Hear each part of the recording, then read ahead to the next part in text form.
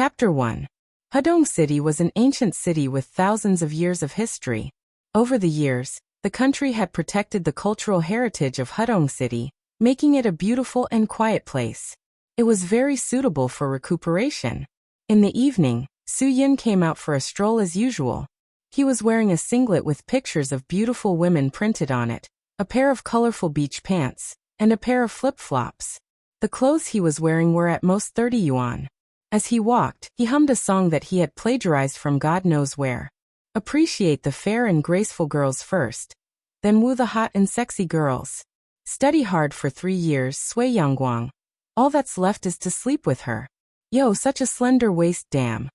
Su Yin was humming a little tune when a woman with a slender waist and an extremely seductive ass suddenly appeared in his line of sight.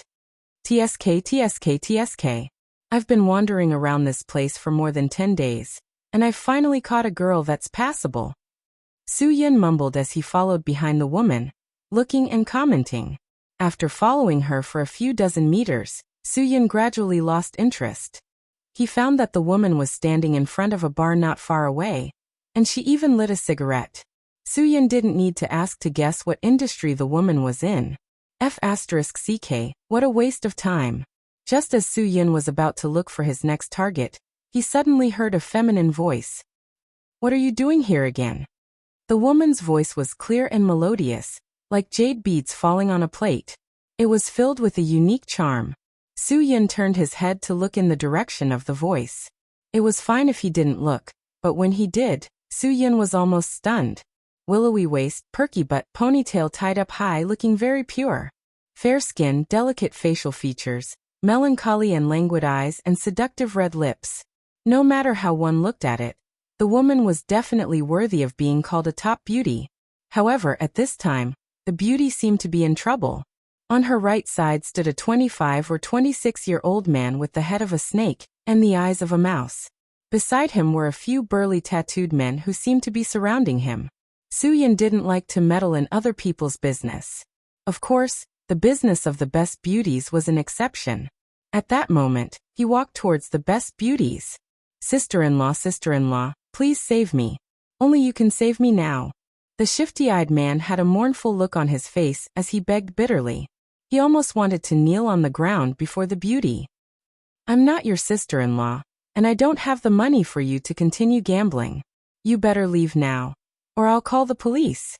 The beautiful woman's face was pale with anger. As soon as this sentence came out, the crowd who were watching the fun let out a burst of sighs and whispered one after another. The young man seemed to have known that this beautiful woman would call the police. There was no sign of panic on his face as he continued to plead. Don't, sister-in-law. You can't leave me in the lurch. Just this once, this is the last time. Please help me. The beautiful woman was not moved at all. She shook off the young man's hand and shouted, Please don't bother me anymore. After I helped you pay off your gambling debt last time, we're even. That's what you said yourself. This is the last time, sister-in-law. Please help me one last time. The young man's old face reddened. Seeing that the woman in front of him had no intention of spitting out the debt, his pleading face suddenly became gloomy. He threatened. Fine, you're going to leave me in the lurch? Then I'll tell my brother about what happened in Hudong City. You're shameless.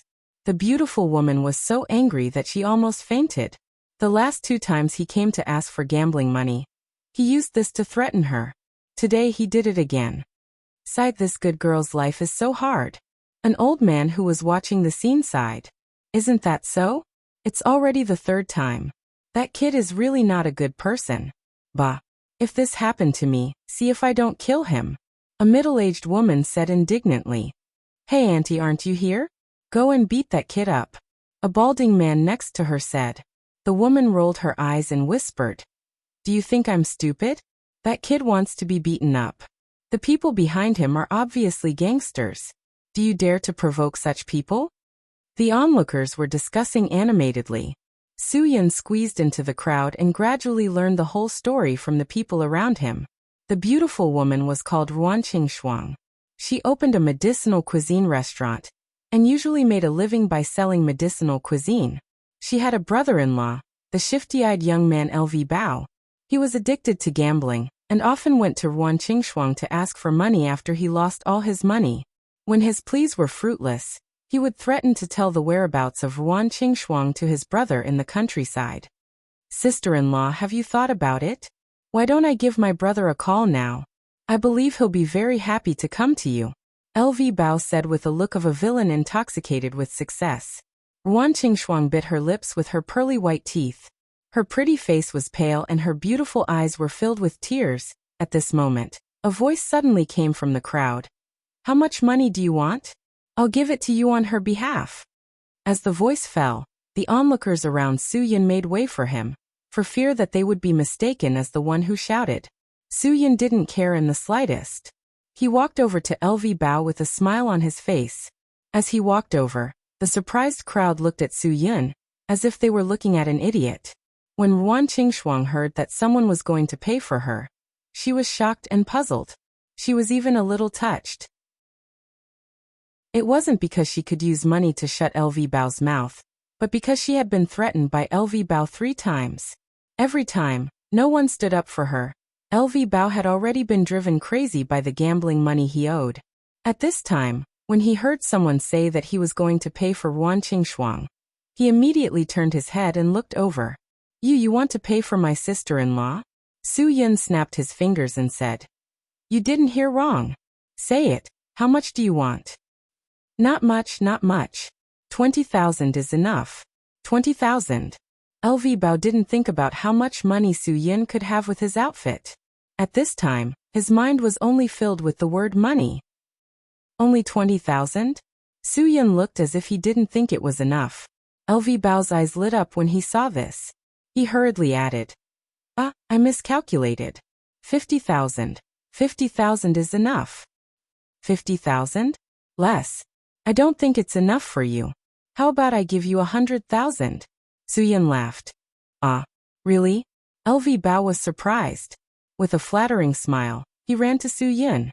As he ran, he said, "My sister-in-law will pay you back for me. You." Ruan Qingshuang was so angry that she trembled and couldn't speak. "Pay what back? You don't have to pay me back," Su Yin said with a smile. When LV Bao heard that he didn't have to pay back the money, he suddenly felt that the amount he had just said was too little. He ran to Su Yin with a flattering smile, and changed his words. "Brother, you are so King generous. You are my brother in the future. Don't try to claim kinship with me. Do you still want it?" Yes. You can't lend it to him," Ruan Qingshuang shouted at Su Yin with all her strength. Su Yin smiled and cast a reassuring look at Ruan Qingshuang. Then he rubbed his hands with a smile. "Take it." LV Bao was puzzled. He didn't see Su Yin take out any money. Where was the money? While LV Bao was in a daze, Su Yin swung his hand and slapped LV Bao's face hard. Padash! A crisp sound suddenly shook the air. LV Bao didn't even have time to react. He only felt his face being slapped by a huge force. His body flew out uncontrollably along with the huge force. Seeing this scene, the onlookers couldn't help but touch their cheeks and feel the pain of the slap for him. Ruthless. Really ruthless. Really King ruthless. Everyone was stunned by Su Yin's earth-shattering slap. Even the burly tattooed men were dumbfounded. How much strength did it take to slap a person who weighed more than 100 pounds? Besides Su Yin, the only one who was still sober was Ruan Qingshuang. It wasn't that she was calm, but that she had just woken up from her hatred for LV Bao. When she saw LV Bao being slapped, she thought she was dreaming. She didn't take it seriously at all. Your face is really King thick. My hand is numb from the slap. As Su Yin spoke, his figure flashed. He jumped in front of LV Bao like a fierce tiger coming down from the mountain. He reached out his right hand to grab LV Bao's arm, and then pulled it down hard. With a bang, LV Bao fell straight to the ground from the air. He was dizzy from the fall, and the acid in his stomach kept coming out. 50,000 for a slap. It's still a little short. Pay up. No, I don't want it. LV Bao was awakened by the slap, and hurriedly waved his hands and shouted. That's not good. I always keep my word. Since I said I would give it to you, if you don't want it, then you don't give me face. Su Yin said. No, no, no. LV Bao was almost scared out of his wits and struggled desperately. Suyin was too lazy to say anything more. He reached out and grabbed LV Bao's collar, lifted him up like a chick, and then lifted his leg to kick him. With a muffled bang, LV Bao screamed. His body was like a cannonball that was fired, flying straight over the heads of the onlookers. With a dull thud, LV Bao's face was covered in flowers. His body was paralyzed on the roadside not far away. No one knew whether he was dead or alive. So weak. Boring. Suyin shook his head and said in an unhappy tone. When the onlookers heard this, they couldn't help but feel a chill. When Ruan Qingshuang saw LV Bao being kicked by the man in front of her, she was surprised and happy. There was even a trace of relief and a trace of hope. Chapter 2. Ruan Qingshuang wiped off the tears on her face with her slender fingers. She stepped in front of Su Yin and said, "Thank you, thank you." Su Yin laughed and waved his hand. "It's nothing. I can't stand a group of big men bullying a weak girl. Hey, today we met a hero saving a beauty," the leader of the big men with tattoos said with a ferocious face. Su Yin's slap and kick made them dumbfounded. However, the big men who came back to their senses didn't put Su Yin in their eyes. In their opinion, Su Yin was only good at fighting. They had thousands of people behind them. They didn't need to be afraid of him. Su Yin turned his head and looked at the big tattooed man. He smiled and said, "What? Do you want 100,000 yuan to listen to the music? Kid, be polite when you speak. I am a member of the Fourth Wolf Gang. If you don't want to be chased by thousands of people, shut the F***ck up and F***ck off." The leader of the big men said angrily. When the 3 words of the Fourth Wolf Gang came out, the onlookers took a step back. There was a trace of fear on their faces. It was obvious that the Fourth Wolf Gang had a bad reputation. "What if I don't go? You want to kill me?" Su Yin said with a frown. Kid, I know you can fight. However, today I am here to collect the debt. Once the debt is collected, if you want to fight, we can have a fight at any time." Su Yin curled his lips in disdain and said, "You don't look for the creditor, but look for unrelated people. If you look for the wrong person, then you are harassing." Humph. The leader of the big men snorted coldly. He stared at Ruan Qingshuang fiercely and said, "LV Bao owes the casino money. Are you going to pay it back?" "LV Bao owes you money. You can ask him for it. It has nothing to do with me," Ruan Qingshuang said with a little fear on her face. "It seems like you think that with this brat protecting you, you dare to owe the Fourth Wolf Gang a debt? If you don't pay back the money for LV Bao, I will tear down your broken medicinal cuisine store," the leader said fiercely. Ruan Qingshuang did not expect them to be so unreasonable. She was shocked and scared. She was alone in Hudong City. Who could help her? For some reason, Ruan Qingshuang subconsciously looked at Su Yin. Su Yin cast a reassuring look at Ruan Qingshuang, then walked to the front of the leader and said with a smile, "Originally, I wasn't too disgusted with people who made a living by their own ability, but now I'll give you 2 choices. One is to leave with your tail between your legs after saying those words, and the other is to be like LV Bao, and let the 120 come and ask you to leave. You can choose one." How dare you compare the Fourth Wolf Gang with the chicken coop? The leader's eyes were as big as copper bells, and the anger in his eyes was almost spurting out. The men behind him were also furious. "Don't flatter yourself. How can you be cleaner than the chicken coop?" Su Yin said indifferently, "Mother****, brat, you're the one who's looking for death," the leader said as he pulled out a baton from his waist. Then he waved his hand and pounced on Su Yin. "Ah! Be careful!" Ruan Qingshuang screamed. She had never seen such a scene. Although she was completely frightened, she did not forget to warn Su Yin. Su Yin did not dodge. He did not move until the baton was a few inches away from his head. He suddenly stretched his right index and middle finger upward, like a poisonous snake attacking a mouse. He was so fast that he almost left a shadow in the air. Bang! Su Yin's fingers collided with the baton, making a crisp sound. The sound was not loud, but everyone around was stunned as if they had been struck by lightning. The baton that was smashing down aggressively was actually blocked by Su Yin casually. With this change, not only were the surrounding people surprised, even the big man holding the stick was stunned. He knew very well how much strength he had used with the stick just now. Even if it was a stick, even if it couldn't smash it, it could still smash a hole, let alone 2 fingers of a person. However, it was actually stopped. Astonishment, shock, and horror without waiting for the leader to react. Soo-Yun clamped the stick and swung it downwards with all his might. The leader only felt that his wrist and arm were suddenly rotated downward by a huge force, and his body was involuntarily flipped over. His back fell hard on the concrete floor, and he was in so much pain that he saw stars and felt dizzy.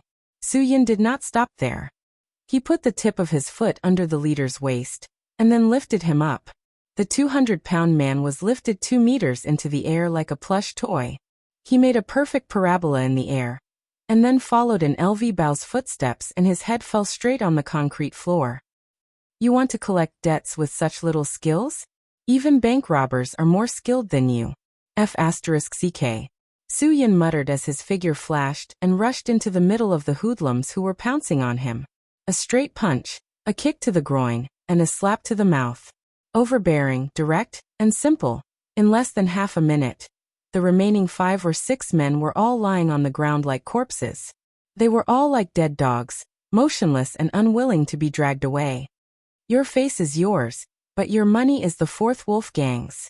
Look at how you guys are being beaten. I feel sorry for your parents. Pow, Soo-Yun said. Hearing this, the surrounding people were speechless. If you don't want to die, get lost. If you want to die, continue to lie there like a corpse. Soo-Yun said calmly. As his voice fell, a roar came into Soo-Yun's ears. Kid, leave your name if you have the guts. Soo-Yun turned his head and saw that it was the man who had been beaten like LV Bao. Soo-Yun, if you want revenge, come find me at any time. But let me remind you, it won't be so easy next time. Okay kid, let's wait and see. Fourth Wolf Gang. Ah. Just as the leader of the burly men was talking, Soo-Yun unhappily leaped to his side. He lifted his leg and kicked him in the stomach, directly kicking the burly man's words back into his stomach, leaving behind a series of drawn-out screams. I already told you my name. Why are you still wasting time here? You're asking for a beating. Seeing how their boss ended up, the gangsters lying on the ground got up with their teeth in pain. Some covered their faces, some hugged their stomachs, and some squeezed their legs together. They supported each other and squeezed into the crowd of onlookers. The people of the Fourth Wolf Gang were beaten up. The onlookers knew that the Fourth Wolf Gang would soon come for revenge. So they quietly dispersed. Ruan Qingshuang's beautiful eyes were filled with gratitude as she looked at Soo-Yun. Her originally pale face regained some color. Thank you, Soo-Yun. Ruan Qingshuang walked in front of Soo-Yun and said, It's nothing. Soo-Yun smiled. Right at this moment, a young child's voice suddenly rang out. Mommy, mommy. As the voice fell, Soo-Yun's entire body was petrified. Because he saw 5. The 6-year-old little girl, like a swallow returning to its nest, threw herself into Ruan Qingshuang's arms. Your mother. What's going on? Did I see wrong? Was I fooled? Soo-Yun wanted to cry but had no tears. Ruan Qingshuang smiled apologetically at Soo-Yun. She lovingly patted the little girl's head. My daughter Guagua is a bit naughty. I'm sorry. This sentence was like rolling thunder in Soo-Yun's ears. It almost directly blew away the beautiful girl in Soo-Yun's heart. You don't look that old. Your daughter should be 6 years old, right? Ruan Qingshuang's pretty face couldn't help but blush. This is my goddaughter. Soo-Yun was suddenly like a withered tree in spring. His old face was flushed red. He smiled and said, Very good, very good. Mommy, I'm hungry. Guagua said as she bit her chubby pink finger. Ruan Qingshuang apologetically looked at Soo-Yun. If you don't mind, let's go sit in the shop. I'll make some medicinal cuisine for Guagua. Okay. How could Soo-Yun refuse? He decisively agreed to Ruan Qingshuang's invitation. The 3 of them returned to the medicinal cuisine shop. Ruan Qingshuang put Guagua on a chair, then picked up the apron on the table and turned to go into the kitchen. Guagua was like a curious baby. She stared at Soo-Yun left and right. Soo-Yun didn't hate children. On the contrary, he liked them a little. Whenever he saw them happily playing, he would feel a sense of envy. He didn't have this kind of treatment when he was young. Every day he practiced martial arts and even ran with weights. As he thought about it, Su-yin and Guogua started chatting. The two of them chatted happily. Su-yin asked a few questions and found out about Guogua's adoption. It turned out that Ruan Qingshuang went out to buy ingredients a few days ago. When she passed by a recycling station, she saw the dirty little Guogua. Her motherly instinct overflowed. She brought Guogua back to the shop in a daze and raised her as her own daughter. "Uncle Superman, you were so cool when you beat up the bad guy just now," Guogua said excitedly. "Superman." Su-yin suddenly felt that his underwear was on the wrong side. But Guogua's next sentence made Su-yin feel even more annoyed than wearing his underwear on the wrong side. "Hee hee, Uncle Superman, do you like my mother?" Guogua asked. "Don't deny it. I can see it," Guogua said seriously.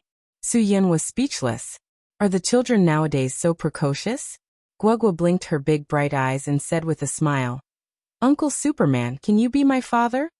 Su-yin heard this and his eyes lit up. In ancient times, there was 1,000 miles to give birth to a wild father. Today, there was 10 miles to be a godfather. As long as he took this little girl, with Ruan Qingshuang's love for her, he wouldn't have to worry about not being able to get her. Okay. Su-yin pretended to think about it. This little demon is really likable. Guogua's big bright eyes rolled a few times. Her chubby little hand stretched out in front of Su-yin's eyes. "Give me 100 yuan. Chapter 3. Guogua, who had easily earned 100 yuan, was full of excitement. "Oh Dad, can you give me another 100 yuan now?" You want more?" Su-yin was a little puzzled. Didn't he just give her a gift? "Are you stupid? Of course, it's to help you get my mom's employment fee," Guogua said with an exasperated look. The childish voice in Su-yin's ears was 10 times, 100 times, 1,000 times stronger than the shock caused by the 5 thunders. Sneaking a glance in the direction of the kitchen, Su-yin decisively took out 100 yuan bill from his pocket and handed it over. Guogua got another 100 yuan. She excitedly jumped down from the chair and ran to the kitchen step by step. Su-yin sat on the chair and was lamenting the power of money. The child's voice from the kitchen directly blasted his lamentation into powder. Mom, Uncle Superman gave me 100 yuan. He asked me to help him get you. Even if he's a godfather, he can't be so deceitful." As soon as Guogua received the money, she immediately sold Su-yin out. This girl really made Su-yin admit defeat. Ruan Qingshuang, who was busy in the kitchen, was also blushed because of Guogua's words. She glared at Guogua. "Guogua, what are you doing? Give the money back to Uncle." "No, I already recognized Uncle Superman as my godfather.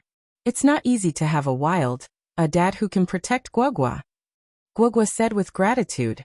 Her lively big eyes gradually filled with tears. Ruan Qingshuang felt pity and pain because of Guogua's delicate appearance. Indeed, when Guogua was with her, no one dared to stand up to protect them except for Su-yin. Thinking of this, Ruan Qingshuang's reprimanding face eased a lot. She turned off the fire and walked out with a bowl of medicinal cuisine. Her pretty face still had a trace of redness. She smiled apologetically at Su-yin and said, "Guogua is too naughty. Don't take what she said just now to heart." "I want to take it to heart. But what's the use of it? This girl revealed everything to me." Su-yin was very depressed, but he still said, It's okay, she's a kid. Guogua, return the money to Uncle." Ruan Qingshuang patiently stroked the little girl. In her opinion, it was most likely the little girl's own idea to recognize Su-yin as her godfather. Guogua pouted her pink little mouth and reluctantly put the 100 yuan on the table. She slowly pushed it back to Su-yin. Su-yin didn't have the nerve to take back the money for a child. He narrowed his eyes and smiled like a big bad wolf. "Guogua, keep it for yourself to buy candy, okay?" "No, eating candy is bad for teeth." Guogua sighed and shook her head unwillingly. Mom said that children who eat candy are not good children. But from her expression, it could be seen that she didn't think so in her heart. She just had to admit it because of her mother's dignity. Su-yin liked this little cutie more and more. He reached out and touched Guogua's head. How about using it to buy something delicious for Mom?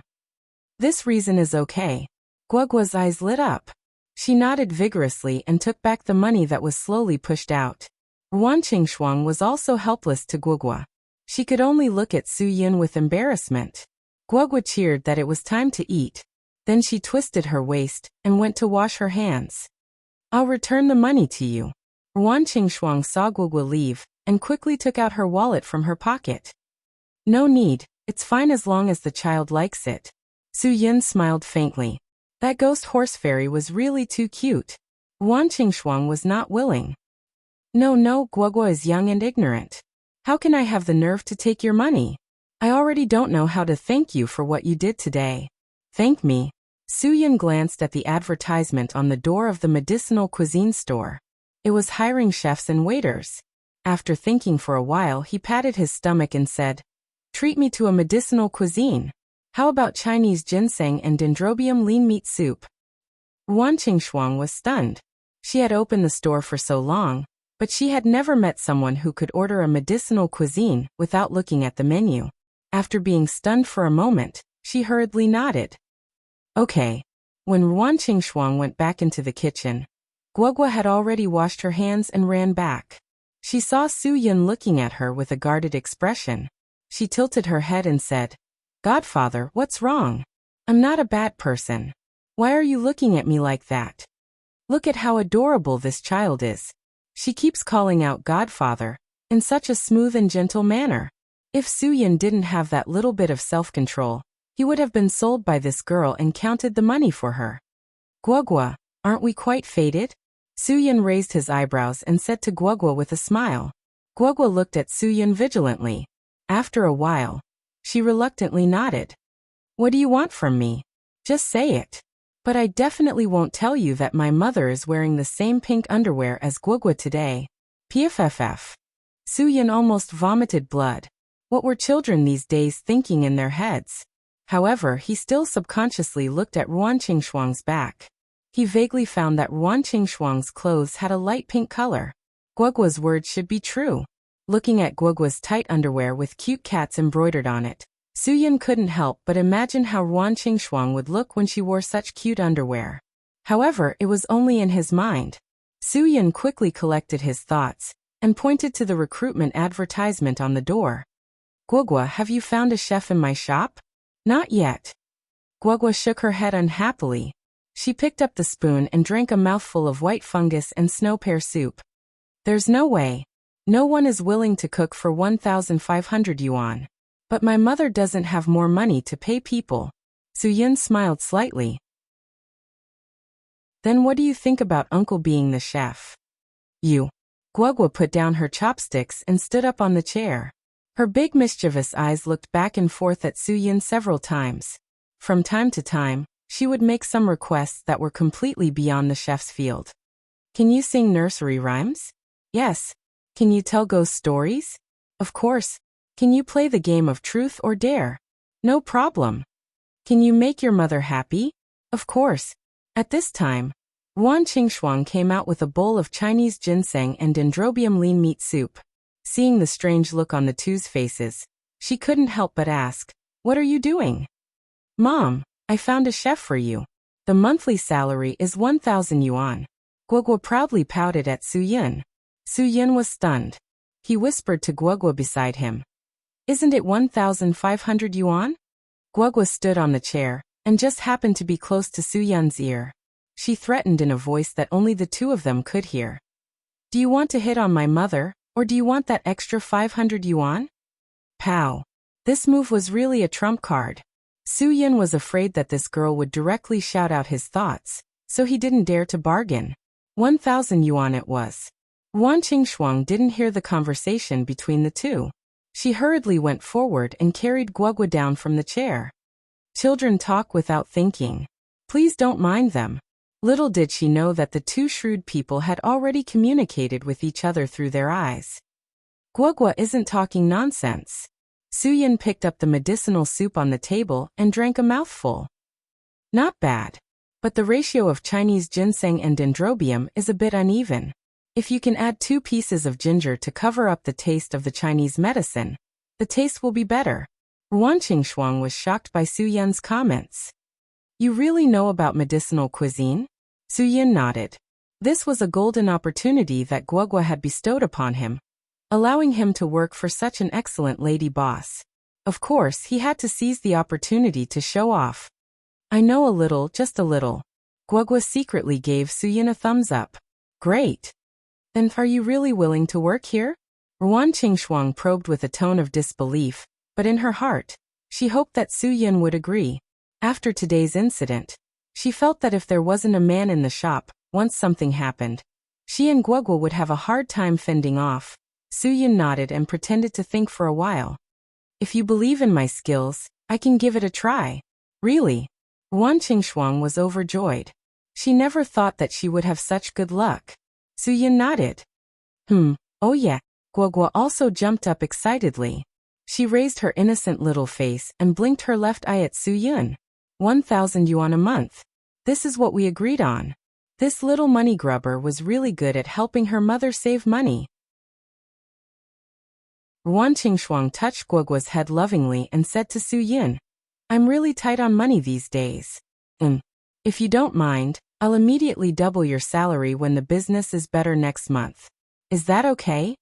Before Su Yun could speak, Guogua had already made the decision for Su Yun. No need, no need. Dad is working here to get the advantage. I don't care about the salary. Dad. Ruan Qingshuang was stunned. Su Yun's face also turned red from being yelled at. This little lass had really sold him out completely. Let's eat. Guogua ignored the 2 embarrassed adults in front of her, and sat down to enjoy the delicious food made by her mother in front of her. She even said in a teasing tone, Chef Shinka, aren't you going to show off your skills? I don't keep idle people. This little girl really had some boss's manner. Su Yun was speechless. Then I'll show you my skills. In fact, Ruan Qingshuang also wanted to know about Su Yun's cooking skills. She hoped that Su Yun really knew a little. Otherwise, her ancestral medicinal cuisine brand would be ruined. However, she was embarrassed to say it because of her face. Now that Guogua had spoken, she didn't stop Su Yun and let him put on the patterned skirt and dive into the kitchen. Chapter 4. The kitchen was very clean, and there were all kinds of fresh ingredients in the freezer. Su Yun thought for a moment and took out an eel, a stalk of celery, and 2 green peppers. Ginger and garlic were definitely indispensable. Ruan Qingshuang had already curiously followed Su Yun into the kitchen. She watched as Su Yun skillfully washed the eel and cut it into pieces. Then he cut the green peppers, celery, ginger, and garlic into pieces. He heated up the wok and fried the ginger and garlic until the eel pieces were fragrant. When the color of the fish changed, he immediately added in the green peppers and celery and stir-fried them for a minute. Then he added in the soy sauce and fermented beans and stir-fried them. As soon as the dish came out of the oven, Su Yun quickly took an egg and beat it in a bowl.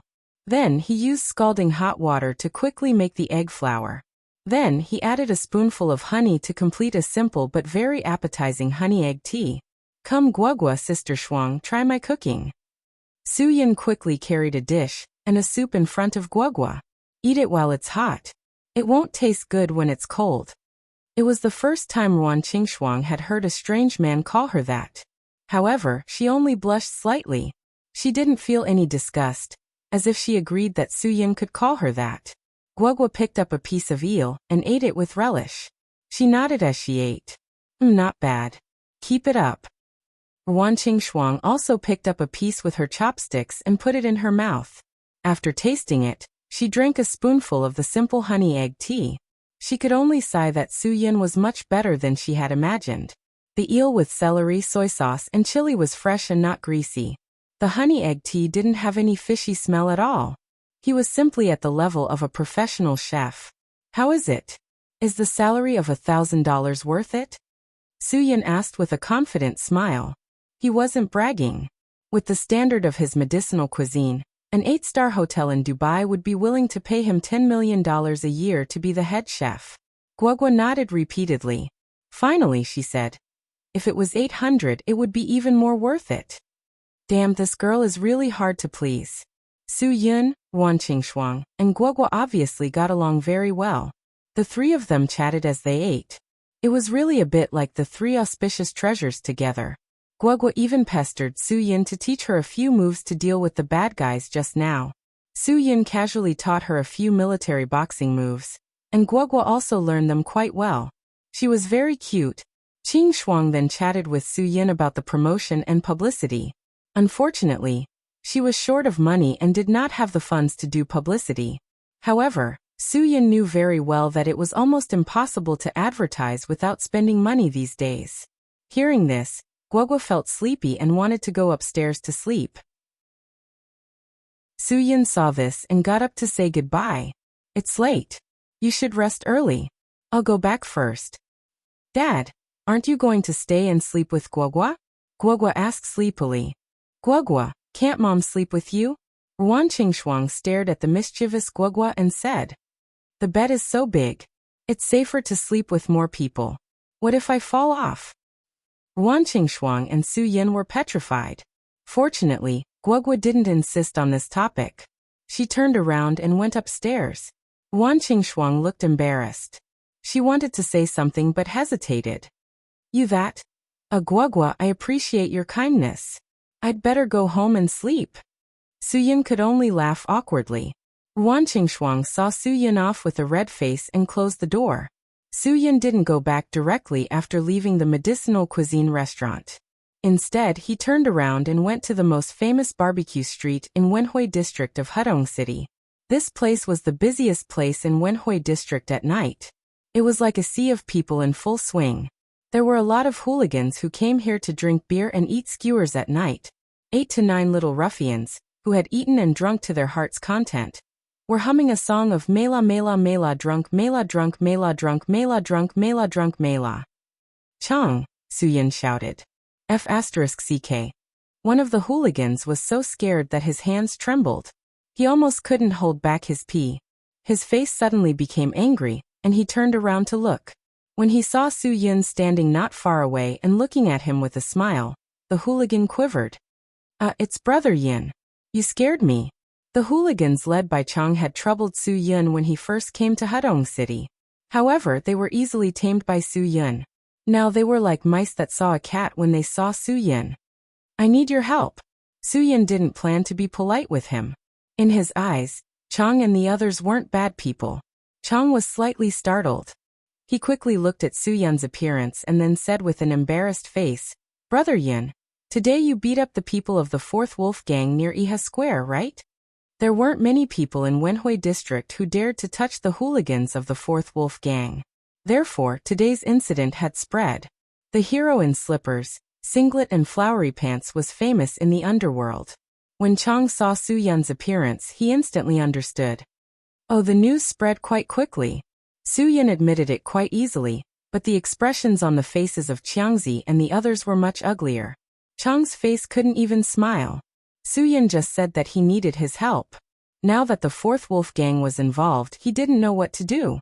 Although Chang was also a sly old fox, he didn't dare to go against the 4th Wolf Gang. Brother Yin, the people of the 4th Wolf Gang are very ruthless. I advise you not to go against them. As the saying goes, 2 fists can't beat 4 hands. After all, the 4th Wolf Gang has more than 1,000 people. I didn't mean to ask you to help me fight.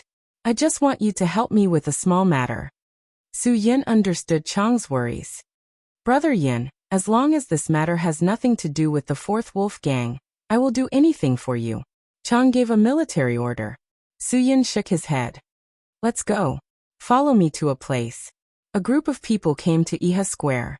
Su Yun pointed to the medicinal cuisine restaurant across the road. Help me find someone to print 10,000 copies of this restaurant's colored leaflets. Then send them to the nearby residential areas, office buildings and schools. Okay. Chang nodded and agreed. However, he was a little distressed at the cost of 10,000 copies of the leaflets. Su Yun took out a few thousand yuan and gave it to Chang. Take the rest as the errand fee. Treat your brothers to some food and drinks. Don't lose out. Chang didn't dare to take Su Yun's money. He politely pushed it back. No. Brother Yin, talking about money will hurt our relationship. That's a different matter. Su Yin still forced the money to Chang. Chang was also willing to submit to Su Yin. He patted his chest and promised. Brother Yin, leave this matter to me. Don't worry. I will cover all the office buildings and residential areas in the Wenhui district. I promise to complete the task. Once the matter is done, I will treat you to a meal. Su Yin patted Chang's shoulder and smiled. After Chang and his group left, Su Yin also planned to leave. However, when he turned around, he suddenly felt a shadow flashing in the opposite alley. Then, the shadow leaped onto the second-floor window of the medicinal cuisine restaurant like a ghost. He quietly opened the second-floor balcony window and entered. Su Yin frowned. The shadow was extremely fast. Moreover, when he jumped onto the second floor, his footwork was extremely light. It was definitely not something an ordinary person could do. An expert. Su Yin made an evaluation of the shadow's skills. However, why would such a person come to Ruan Qingshuang's medicinal cuisine restaurant? Could it be someone from the Fourth Wolf Gang? Thinking of this, Su Yin leaped to the bottom of the medicinal cuisine restaurant in 2 or 3 steps. Lightly tapping the ground with the tip of his foot, his body was like an eagle soaring into the sky, easily landing on the balcony of the second floor without making any sound. Through the window, Su Yin clearly saw that the expert who sneaked into the medicinal cuisine restaurant was actually a woman. With the help of the streetlights, Su Yin saw the woman's appearance. His eyes suddenly lit up. The woman was tall, sexy, and enchanting.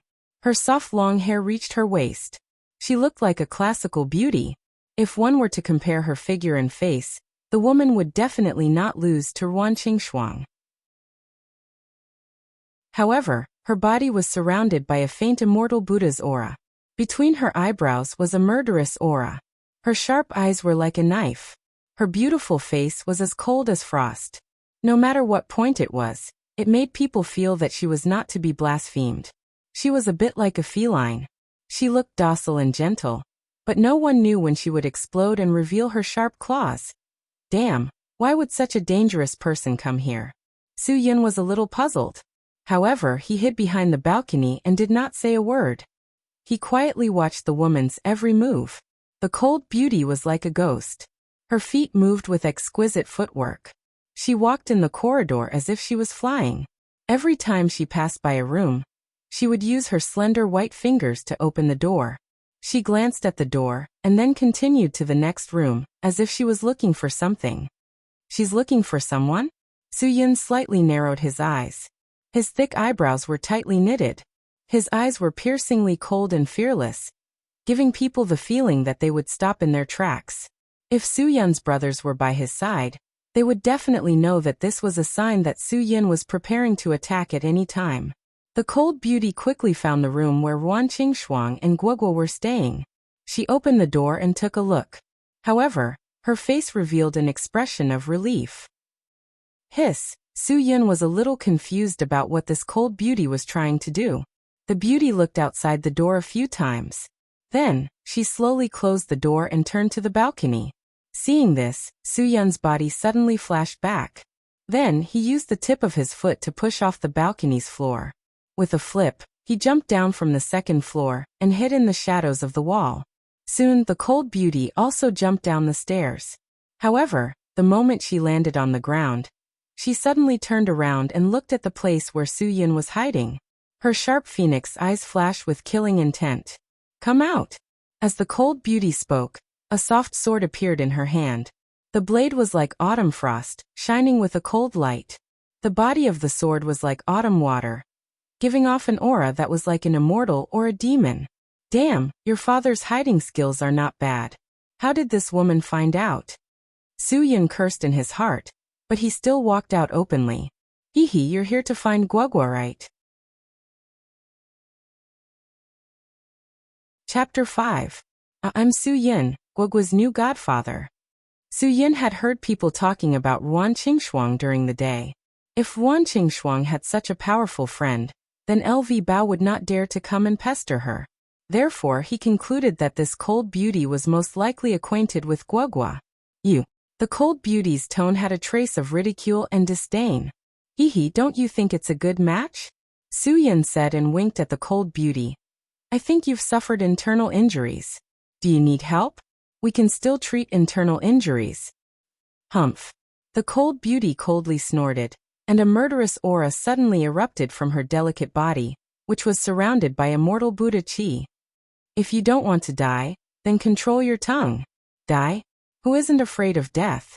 However, if your internal injuries are delayed, then you'll definitely die earlier than me. Su Yin laughed. Tell me, what's your relationship with Guogua? Humph. The cold beauty coldly snorted again. She turned around and used her exquisite footwork.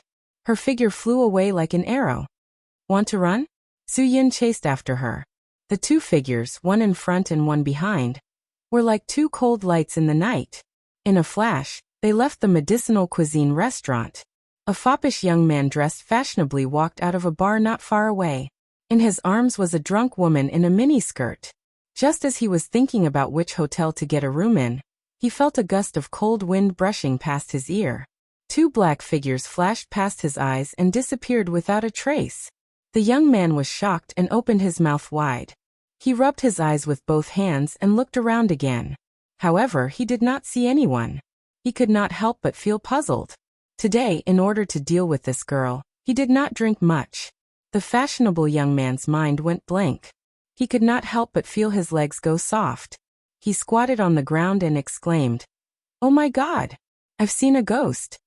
In the blink of an eye, the two of them had already run 1,000 meters away. Suddenly, the cool and elegant beauty withdrew her aura. Her toes touched the ground, and her body was as soft as water. She instantly stopped in her tracks. Su Yin wasn't careless either. He exerted pressure on his dantian and stomped his foot on the ground. He remained calm and composed as he stood in front of this cold beauty. "Who are you?" The cold and elegant beauty's face was still as cold as ice, but there was a hint of surprise in her tone. "Hee, I'm just a pitiful worm who was betrayed." Su Yun's face flashed with a touch of bitterness when he talked about himself, but it disappeared in a flash. "Let's talk about you. What's your relationship with Guogua? Don't even think about running. You can't outrun me." "Betray?" The cold and elegant beauty frowned slightly. Her gaze was sharp as she stared at Su Yun. After a while, she slowly opened her mouth and said, "Guogua, take care of her for me. When my injuries are healed, I'll take her away. I'm Guogua's godfather. Taking care of her is a must. But if you say you'll take her away, it's not appropriate, right?" Su Yun said with a smile. "I don't even know who you are." "Do you really want to know who I am?" The cold and elegant beauty's arrogance came from her bones. "Nonsense, if I don't want to know, why would I be so bored as to play a marathon with you?" Su Yun cursed in his heart, but his mouth said, "Of course." Cho Yun.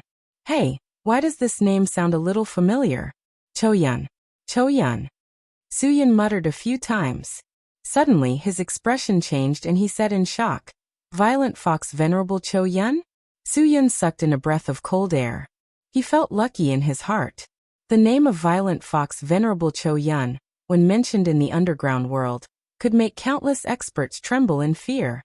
Back then, when Feng Qiansui unified the underground world of Suang Province, Violent Fox Venerable's contributions were indispensable. There were at least hundreds of experts who died tragically in the hands of her Longyuan soft sword. Many people even said that if it wasn't for the help of Cho Yun, the tyrant Feng Ming wouldn't have been able to unify the chaotic underground world of Suang. Violent Fox Venerable Cho Yun was definitely an expert of the underground world. Moreover, she was an expert among experts. However, the underground world of Suang Province had just completed a big shuffle not long ago. Suang tyrant Feng Qiansui was purged, and after that, Violent Fox Venerable Cho Yun and the Feng family's little princess whereabouts were unknown. There was no news of them. Su Yun couldn't imagine that Violent Fox Venerable Cho Yun would appear in such a quiet place like Hudong City's Wenhui district. It was simply a fantasy story. Thinking of this, Su Yun suddenly realized something. He couldn't help but open his mouth and said in surprise, "Guogua, don't tell me her surname is Feng? You know quite a lot." Cho Yun looked at Su Yun with vigilance. The image of the man in front of her could be said to be extremely slovenly. His face was sloppy, and he was dressed as a construction site worker. His body was also not at all burly and valiant. However, such a person actually knew about the so-called underground world. Based on this, Cho Yun could conclude that Su Yin was definitely not as ordinary as he seemed. Su Yin didn't know whether to laugh or cry. He didn't expect his goddaughter to have such a big background.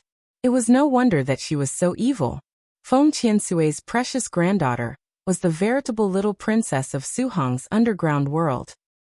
Guoguo's matter isn't as simple as you think. The more you know, the easier it is to die, Cho Yun said coldly to Su Yin. Although she was surprised that Su Yin could catch up with her, she was still seriously injured. With her current skills, she couldn't withstand the full attack of a second-rate expert.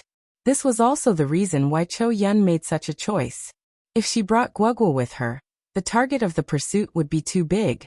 Now that Guoguo was safe in the medicinal cuisine house, she could take a breather and heal her injuries.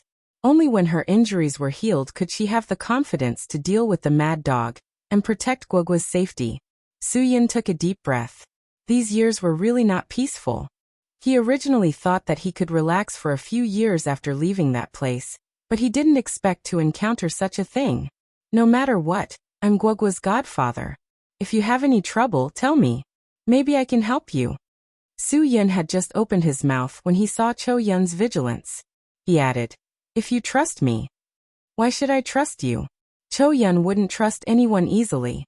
In her world, trust was like a poisonous snake that could spit out a poisonous tongue at any time, putting people to death. There were only two people in this world that she could trust. One was the missing 1,000-year-old Feng Guoming, and the other was the little evildoer Guogua in the medicinal cuisine house. Cho Yun wasn't a person who was afraid of death. Even if she was afraid of death, she wouldn't become the violent fox venerable whose name shook the underground world. If she was alone, she didn't care about life and death. But for Guogua, she would never allow herself to die. Su Yin smiled slightly. Your internal injuries have already damaged your heart, lungs, liver, and intestines. At most 3 days later, you will be in a trance. If you don't adjust the balance of the 5 elements in time, I think you should know the consequences of the run and do meridians. At that time, no one will be able to save you. Cho Yun was completely shocked. Su Yun's words pointed out what she was most worried about now. To be able to see through this, it meant that Su Yun was really a guy with extraordinary medical skills. Seeing that Cho Yun didn't say anything, Su Yun continued, "You don't have a choice. If you don't want to believe me, I can guarantee that you will die miserably in a week. Get involved in this muddy water." Cho Yun's voice was still cold and sharp. "Aren't you afraid of death?" "I can't help it. Who asked me to recognize Guogua as my goddaughter?" Su Yun shrugged his shoulders, looking relaxed.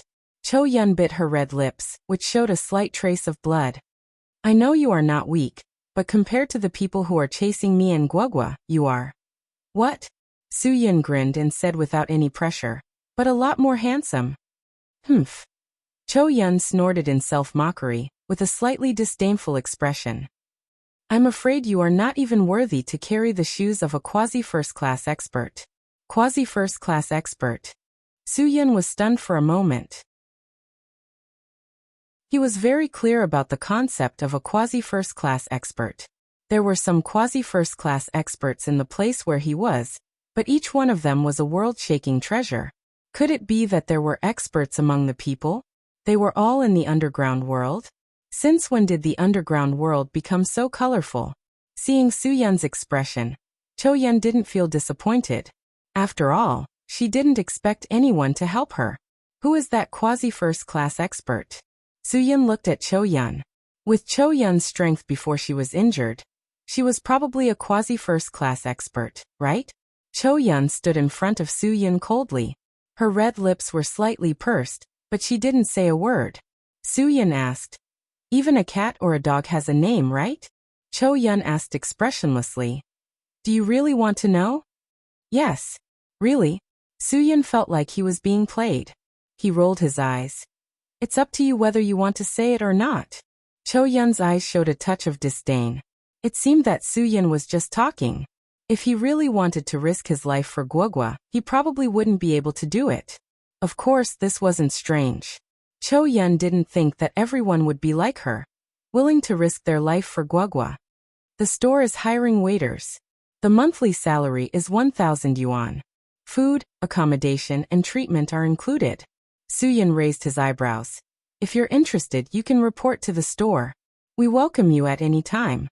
Cho-yun's cold and arrogant body relaxed for the first time in a conversation with Su-yin.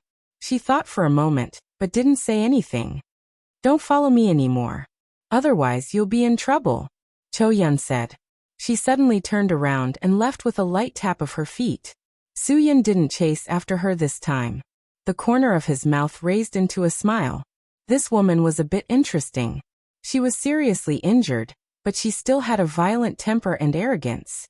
No wonder she had the word venerable behind her name. She really had the strength to make people respect her. When Su-yin returned to his residence, it was already past dawn. After taking a quick shower, he returned to the bed and sat cross-legged. He spread his hands on his knees and inhaled and exhaled according to the internal strength cultivation method he had been practicing. The rhythm was neither slow nor slow. Chapter 6. Yinlong's death had greatly increased Su-yun's inner demons. His master had told Su-yun at that time that if the inner demons were not eliminated, he would forever stay in the ranks of the first-class masters, and it would be impossible for him to advance to the next realm. However, Su-yun would adjust his state of mind according to the breathing and expiration method taught by his master every day. But the inner demons in his heart had never shown any signs of being eliminated. However, after today's chase with violent fox Venerable Cho-yun, Su-yun actually vaguely felt that the inner demons seemed to have loosened a little. Although this feeling disappeared as soon as he turned around, it made him even more determined about his unreliable idea. Did he really have to find a master of similar strength to fight with him, and let the inner demons completely erupt? Before leaving there, he had proposed this idea, but he was scolded by his master, who said that only a bastard like him could come up with such an unreliable idea. However, as the days passed, Su-yun continued to breathe in and out every day, but he was still unable to feel his inner demons being quenched. Thus, he began to feel a little impatient, and the unreliable idea he had previously popped up in a timely manner. Su-yun sighed. He really did not expect that the reshuffle in Huaxia's underground world would be so vast that even Feng Minghua, a giant at the level of Mount Tian Big Dipper, could not escape. It seemed that the mastermind of this underground conspiracy was definitely an unfathomable old fox. Su-yun really did not expect that Guogua was actually Feng Qiansui's only precious granddaughter. The daughter of the Feng family was definitely a little witch whose name shook the underground world of Suang. Who would dare to believe that Su-yin would actually acknowledge such a precious daughter with such a high social status? Forget it, don't think about it. Su-yin shook his head. He still had to get up early to go to work tomorrow. If he was late, Guogua might deduct half a month's salary. Su-yin woke up early and went directly to the medicinal cuisine house. Ruan Qingshuang was mopping the floor, and Guogua was also holding a rag and tiptoeing to wipe the table. Dad, what time do you think it is? Guogua pointed at the genuine Disney Mickey electronic watch on her wrist in all seriousness. Only the early bird gets the worm. F***CK. This girl. Su-yin picked up Guogua and placed her on the front desk. He scratched her itchy flesh directly. The early worm gets eaten by the bird. Ha! Guogua laughed heartily. Ruan Qingshuang really couldn't do anything about Guogua, so she could only helplessly say, Guogua, stop messing around. Don't disturb Uncle Su-yun from preparing ingredients in the kitchen. You can't make trouble. When Su-yun heard that Ruan Qingshuang also acquiesced to his name, he was in a good mood. Well, Guogua, go help Mom wipe the table. Godfather will go to work. Yes, you should be more observant. If you work for the boss, you can't have no work in your eyes. Guogua put her little hands behind her back and said in a low voice with the dignity of a little boss, If you want to court Mom, you should be more diligent. Oh. Ruan Qingshuang blushed and glared at her. Su-yun could only laugh dryly at this, hee. When it was lunchtime, The medicinal cuisine restaurant had a lot of customers unexpectedly. The scene was really like a red flag fluttering in the wind. There was a sea of people, and the customers who came to eat were 3 layers inside and 3 layers outside. Guogua was excited and stood directly on the chair at the front desk. She held the computer and shook her chubby little hands like a lucky cat.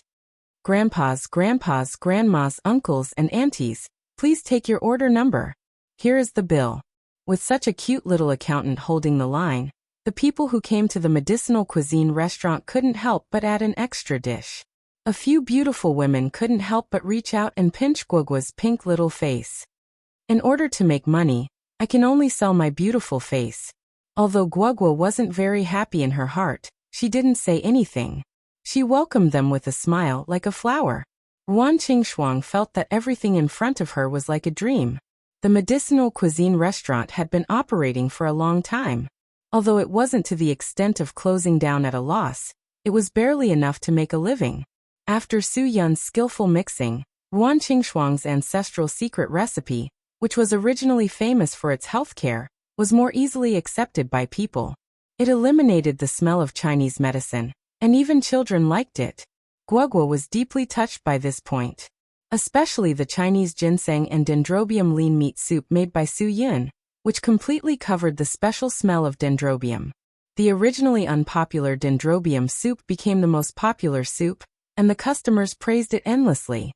Old Li, wasn't your master the imperial chef in the palace who cooked for the emperor? You know this thing, so why don't you comment? An old man in his 60s expectantly asked his old partner, Big Li, next to him.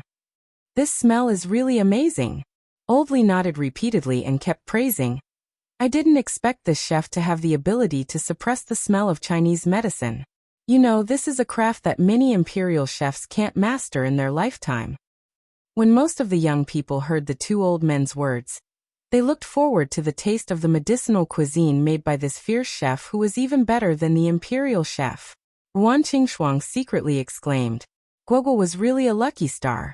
She actually found such a good chef for her, and the salary was so low. Guogua counted the money until her hands cramped, but she still enjoyed it.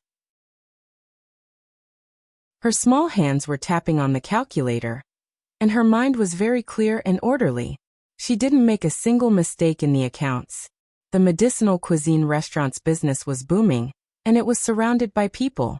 Soon, it was heard by LV Bao, who was nestled in the internet cafe on the street. How could LV Bao sit still? He directly slipped into the medicinal cuisine restaurant. He didn't expect the business to be so good that it really made people speechless. When Guogua stuffed the scattered banknotes into the drawer, LV Bao, who had sharp eyes, instantly found it. He squatted down and quietly got into the front desk. Guogua, who felt the danger, instantly turned her head and saw LV Bao's still swollen face with a smirk, looking at her disapprovingly. LV Bao didn't take Guogua seriously. Little beauty, someone is looking for you outside. Go out and play for a while. Let uncle take care of this. Humph, are you trying to fool a 3-year-old child? How could Guogua be an ordinary naughty child? How could he fool Guogua with just a few words? Guogua said with a face of disgust, Don't try to curry favor with me. I don't buy it. LV Bao was worried that Ruan Qingshuang would find him after she was done with her work. Seeing that Guogua didn't fall for it, he glared at her fiercely and threatened. Do you believe that I won't sell you to the mountains to be a child bride? You little thing. Daddy, Guogua didn't fall for this trick. She opened her tender voice and called out. Before LV Bao could come back to his senses, a figure stood in front of him. He focused his eyes and his pupils instantly dilated due to fear. Blood, brother. Su Yun raised his leg cleanly and kicked LV Bao's lower abdomen with a swift and fierce wind. LV Bao curled into a ball in pain. He flew out of the front desk and knelt on the ground with a plop. He almost vomited out the acid in his stomach. Is your zodiac sign a spinning top? Are you asking for a beating? Su Yun waved the big spoon in his hand. You're quite promising to scare a child, aren't you? Many customers heard the commotion and looked at them with disdain. Ruan Qingshuang was also attracted by the commotion. Seeing LV Bao on the ground, she couldn't help but frown and shout angrily. What are you doing here? Scram. waiting for me to send you off. Su-yin couldn't be bothered to dirty his hands. LV Bao's forehead was covered in cold sweat.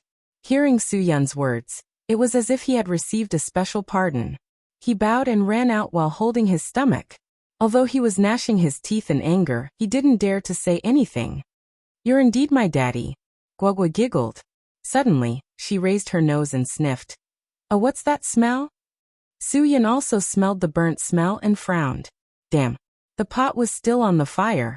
Although there was a small episode, it didn't affect the business of the medicinal cuisine restaurant. 200 to 300 customers in one afternoon. The income was quite good. 7,368. Guogua shook her little but proudly, waving the stack of bills and account books in her hand. She finally saw a relaxed smile on Qing Shuang's mother's face. What else could make Guogua more excited than this? Qing Shuang felt unprecedentedly comforted. In the past, the restaurant's daily turnover was only 200 to 300 yuan. After deducting the cost, the net profit was not much. However, in just 2 hours at noon, the restaurant's turnover had exceeded 7,000 yuan. Su-yin took off his apron and walked out of the kitchen with a bright face. Sister Shuang, your ancestral medicinal cuisine is quite popular. I can't believe the business is so good. Qing Shuang obviously didn't know that it was all thanks to the promotion arranged by Su-yin. Do you think we will be like today in the future? Of course it will get better and better. Su-yin smiled. Who knows, maybe we'll be able to open an even bigger medicinal cuisine restaurant in 3 to 5 months. Really? Thank you for your hard work today. Qing Shuang was a little carried away. She unexpectedly took a step forward and kissed Su-yin on the cheek. Of course, after this action, she felt very abrupt. Her cheeks and ears blushed instantly. It was the first time in her life that she had such intimate contact with a man. But just now, there was an inexplicable force that made Qing Shuang do such a crazy thing completely uncontrollably. Was it because this man had brought too many changes to her? Su-yin had never experienced this before. In the past, he hung out with a group of men who could never wash off the smell of sweat every day. How could he understand a woman's gentleness? Just now, Qing Shuang's gentle kiss made Su-yun's body tremble and almost surrender. This was even better than winning the lottery. Can you give me a kiss? Kiss on my face and leave a mark of love. Guogua saw this and immediately hummed and sang. Can you give me a kiss? Kiss on my heart and make me miss you. Qing Shuang heard this and quickly ran back to the front desk. The blush on her face had not disappeared. She fiercely kissed Guogua's forehead. Are you satisfied now? It's not as gentle as when I kissed my father. Guogua felt that it was very unfair.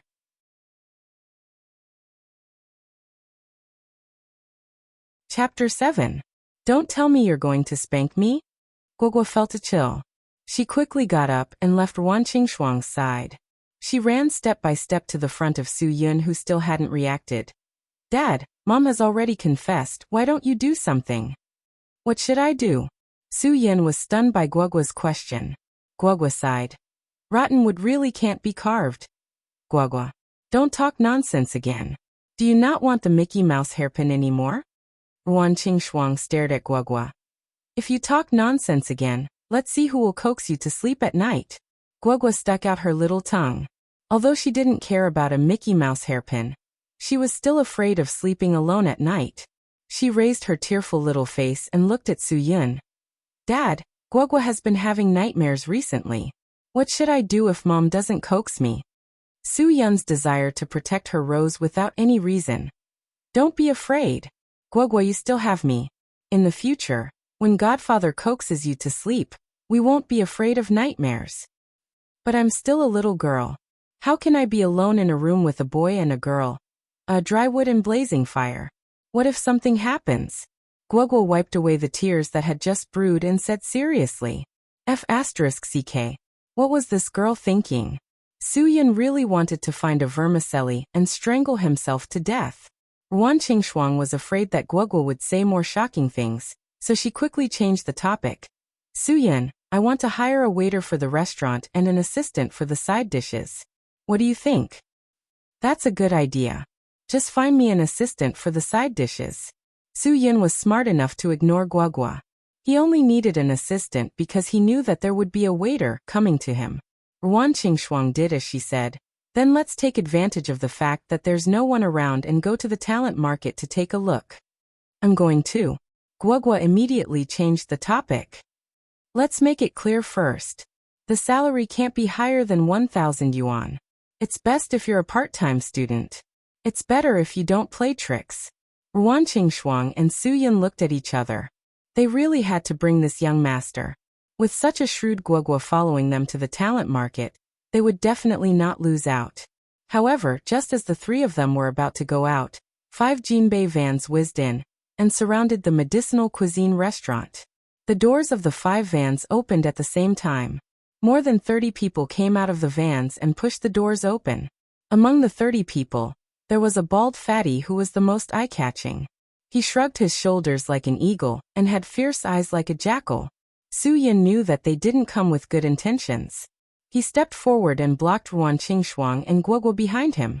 He asked, "You're still eating at this time? Let's eat." The bald fatty with sharp shoulders ordered, and more than 30 people sat down one after another. What the F***ck is this chair so hard? Are you trying to choke me to death? F***ck. Don't you have any water? Pour the tea. Damn it. Get your ass over here and wipe this table first. After the group of people of different heights and sizes sat down, all of them were knocking on the table and smashing chairs and cursing. His entire body exuded the aura of a gangster. Ruan Qingshuang had never seen such a scene. She suddenly felt uneasy. Guogua also quietly moved and hid behind Su Yin. Her small hand grabbed Su Yin's lapel. In terms of fighting, Su Yin could be considered an ancestor level, so he could tell at a glance that these guys were definitely not little hooligans like Qiangzi. With the bald fatty as the leader, it was obvious that they were all ruthless people. They must have used knives and done ruthless things. You're from the mongrel gang, right? Let's talk outside. Don't scare the kids. Su Yin didn't want to dirty the medicinal cuisine restaurant's floor. When the group of people heard Su Yin insulting the 4th Wolf Gang's name, they were all eager to try. They were all waiting for 4th Brother Wei to speak. Ruan Qingshuang pulled Guogua up the stairs. Guogua, be good. Go upstairs yourself. When the bald fatty heard this, his eyes suddenly lit up. Kid, you've got guts, haven't you? I'm here to collect money, so I'm here to move around. You dare to touch the people of the 4th Wolf Gang? I'll teach you how to behave for free today. As he spoke, the bald fatty's vicious eyes glanced at Ruan Qingshuang. He coldly snorted. Let me 4th Brother Wei have a taste of this little B***tch. She can make a man risk his life. Hee hee. I'll let you have a good taste of 4th Brother Wei's golden gun does not fall ability. Just treat it as the interest of owing money. Any evil boss in the city's underworld would habitually spout a bunch of obscenities before making a move. This was called spitting out ruthless words. There were many more obscenities than this. But before he could say the word rest, Su Yin rushed forward like an arrow. He was like the god of eagles, Gerfalcon, that swooped down from the sky. His blue veins popped out as his fist smashed into the bald fatty's mouth. Half of his teeth were smashed out by this earth-shattering punch. Blood flowed out of his mouth. His body, which weighed 200 kilograms, flew backward and crushed the chair under him. 4th Brother Wei felt as if his entire face was being torn apart. An unprecedented fear rose from the bottom of his heart like a hurricane. The surrounding lackeys were naturally enraged. They weren't the kind of people who would go limp after being captured. They suddenly stood up and surrounded this daring bastard who dared to touch 4th Brother Wei. Su Yin quickly turned around and kicked one of them in the groin. Then he picked up a glass ashtray that was as thick as a thumb and smashed it into the second person's face. The ashtray broke in half, and the person's face was also badly mutilated. Someone hidden in the crowd suddenly picked up a chair. But just as he raised the chair over his head, he fell to one knee with an ah. How could Su Yin not have heard the sound of the concealed weapon that was shot in with a sharp gust of wind? After he knocked down a person with a lightning-fast chop, he found that the hidden weapon was actually just an ordinary tree branch. He couldn't help but be surprised. Then he saw a figure looming behind the parasol tree outside the restaurant. His hidden weapon skills are not bad. It seems that the famous violent fox Venerable isn't just the flexible sword Longyuan that's intimidating. Suyun thought to himself. However, he didn't have any intention of stopping. He raised his leg and knocked down another person. More than half of the Four Wolves gang's fierce men were taken care of by the two masters, one inside and one outside, one in the light and one in the dark. At this moment, a blue and white police motorcycle screeched to a stop in front of the medicinal cuisine restaurant. "Don't move." A delicate voice exploded in the crowd of screaming people in the restaurant. A police officer stood valiantly at the entrance of the medicinal cuisine restaurant. Suyun glanced at her from the corner of his eyes. He couldn't help but be shocked. Holy sh*t, she's so big. The police officer's face still had the childishness of a police officer. Her eyebrows were like crescent moons, her teeth were white, and her eyes were bright. Her graceful body was exquisite. The shorts she wore under her slender waist couldn't cover her smooth and creamy long legs. The two crescent moons on her chest were even more so. Suyun instantly thought of the first two words of the Nobel Prize winner teacher Mo's book. "Stop. I'm a police officer." The police officer shouted righteously. Her hands were already reaching for the gun at her waist. After all, she was a huaxia. Even the department that had the right to carry guns rarely took out their guns and opened fire. There were people in the Four Wolves gang who wanted to take advantage of the sudden appearance of the police to take advantage of Suyun. However, Suyun didn't have any intention of stopping. His left fist changed into a palm and stabbed towards the throat of the person in front of him. His right leg suddenly straightened and kicked the person's lower abdomen. His movements were clean and nimble. Another person was down. "Everyone stop. Put your hands on your head and squat down." The police officer suddenly took out her gun. Her expression showed that she was very dissatisfied with this group of people who didn't take her seriously. Suyun was ready to choke the person in front of him, but the Four Wolves gang gangster in front of him suddenly squatted on the ground with his hands on his head. He turned his head left and right, and was surprised to find that he was the only one who was still standing. The others were all squatting. Even the best martial arts would be afraid of a kitchen knife, let alone a gun. The figure behind the parasol tree outside the shop also disappeared. Suyun smiled in his heart. It seemed that he didn't need to hire this waiter. "Why are you still in a daze? Squat down. Just now you were the only one who was active in the fight. Now you're playing dumb?" The police officer pointed her gun at Suyun. "Hey, I'm talking to you. F***ck. I'm a good person, okay? Why don't you use your brain? You're really a big-breasted, brainless person." Of course, these words were just in Suyun's mind. He smiled. "Police sister, look at my appearance. Do you think I'm with them? Call me Police Officer Chin." The police officer showed her police ID. Chin Wanner's name was next to the photo. The stamp on the ID was also very clear. Chin Wanner looked at Suyun from head to toe. Tank top, flowery pants, flip-flops. He was sweating. Suyun also cooperated with Chin Wanner's gaze and turned around. "Do you think you're handsome in this outfit?" Chin Wanner was speechless. Wan Qingshuang quickly explained. "Police Officer Chin Suyun is a chef. He's not with these bad guys." Chin Wanner turned her head and looked at Wan Qingshuang. She had a very good impression of this lady boss who had a beautiful face and a beautiful figure. Wan Qingshuang had a temperament that would make anyone like her. "You are?" "My name is Wan Qingshuang. I'm the owner of this medicinal cuisine restaurant." Wan Qingshuang smiled. "So you're the one who called the police?" Chin Wanner frowned. The voice on the phone just now was so childish. She didn't expect the person to be so slim and elegant. Wan Qingshuang shook her head. She was just worried and had already forgotten about calling the police. She looked at Suyun. Suyun shrugged and was speechless.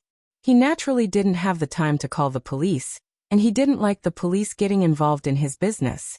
Could it be Choyun? Suyun soon felt that his idea was ridiculous. How could the violent fox Venerable of the underground world call the police? And the other party was a group of rotten fish and shrimps that couldn't be seen in public. Footsteps came from the stairs. Guogua rushed downstairs and rushed into Chin Wanner's arms. "Police sister, you finally came to save Guogua."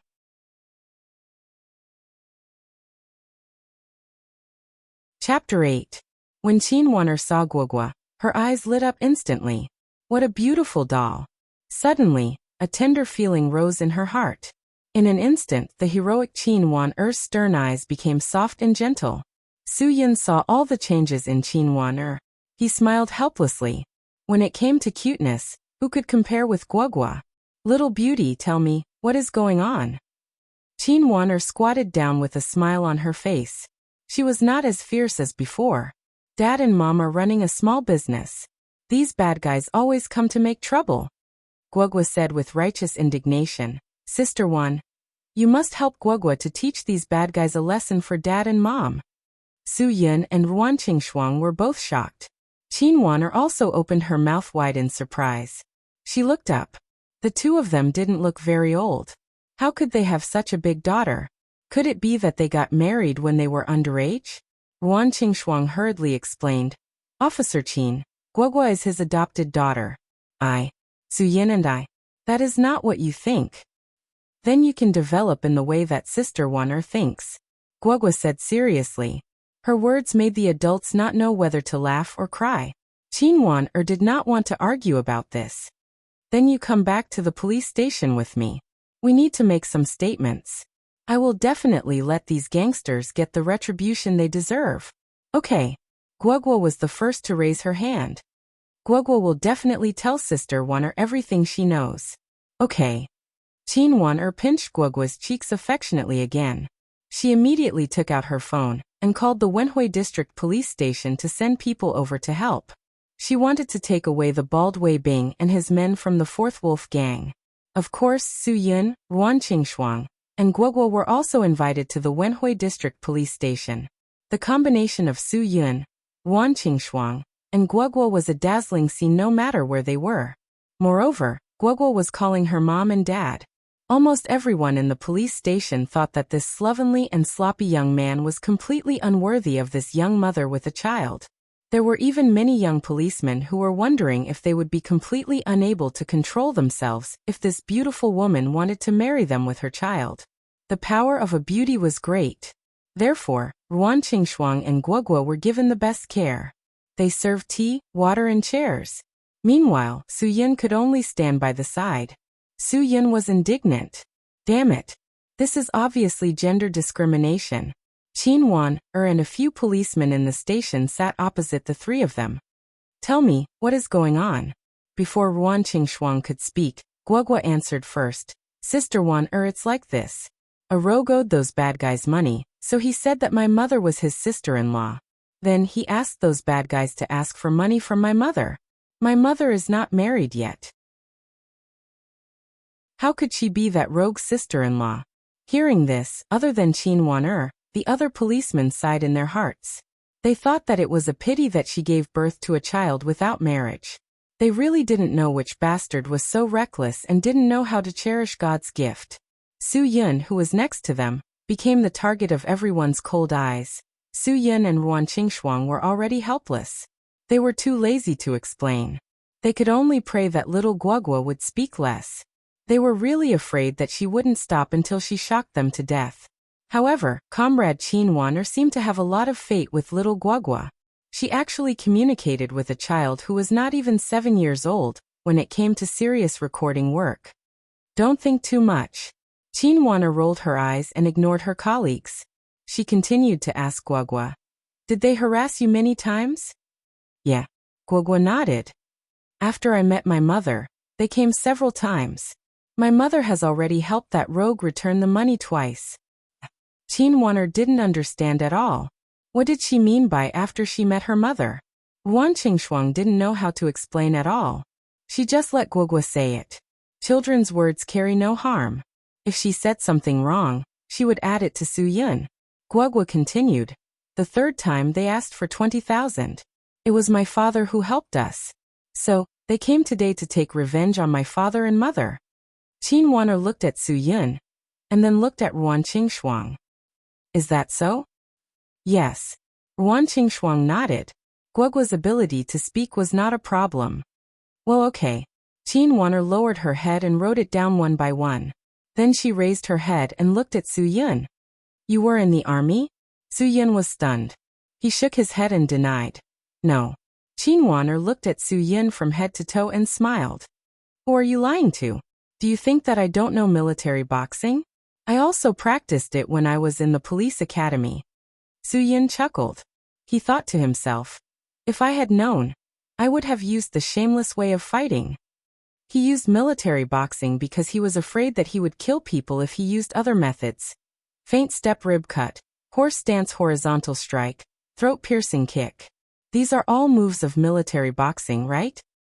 Qinwaner said lightly. She looked at Su Yin proudly. If you were not in the army, how would you know these? I didn't go to school. I was in the army for 2 years. How could I say that I was in the army? Su Yin's face was filled with lust. At this time, news came from the interrogation room. The confession of the fourth leader of the fourth wolf gang, Wei Bing, was basically the same as what Guogua said. This means that Wei Bing didn't lie. After all, Guogua wouldn't lie. Qinwaner smiled and reached out to pinch Guogua's little face. Right. Sister Waner, they extorted 30,000 from my mother. Can we get the money back? Guogua asked expectantly. Ruan Qingshuang was stunned. What was this girl talking about? Qinwaner just praised her for not lying. LV Bao only extorted less than 20,000 from her. Qinwaner nodded seriously at Guogua. Their gang is notorious. Sister Waner will definitely take revenge for you. If their leader doesn't pay 30,000, I won't let him go. Okay. Guogua was excited. Looking at Ruan Qingshuang's expression, Su Yin knew that the little money grubber Guogua must have made a profit. Seeing that Ruan Qingshuang was about to say something, Su Yin pulled her back and shook his head. He said softly, those people deserved it. After that, Qinwaner asked about Ruan Qingshuang. When she learned that Ruan Qingshuang was a weak woman, she had to rely on herself to take care of Guogua. At the same time, she had to be wary of the ruffians around her. She admired Ruan Qingshuang.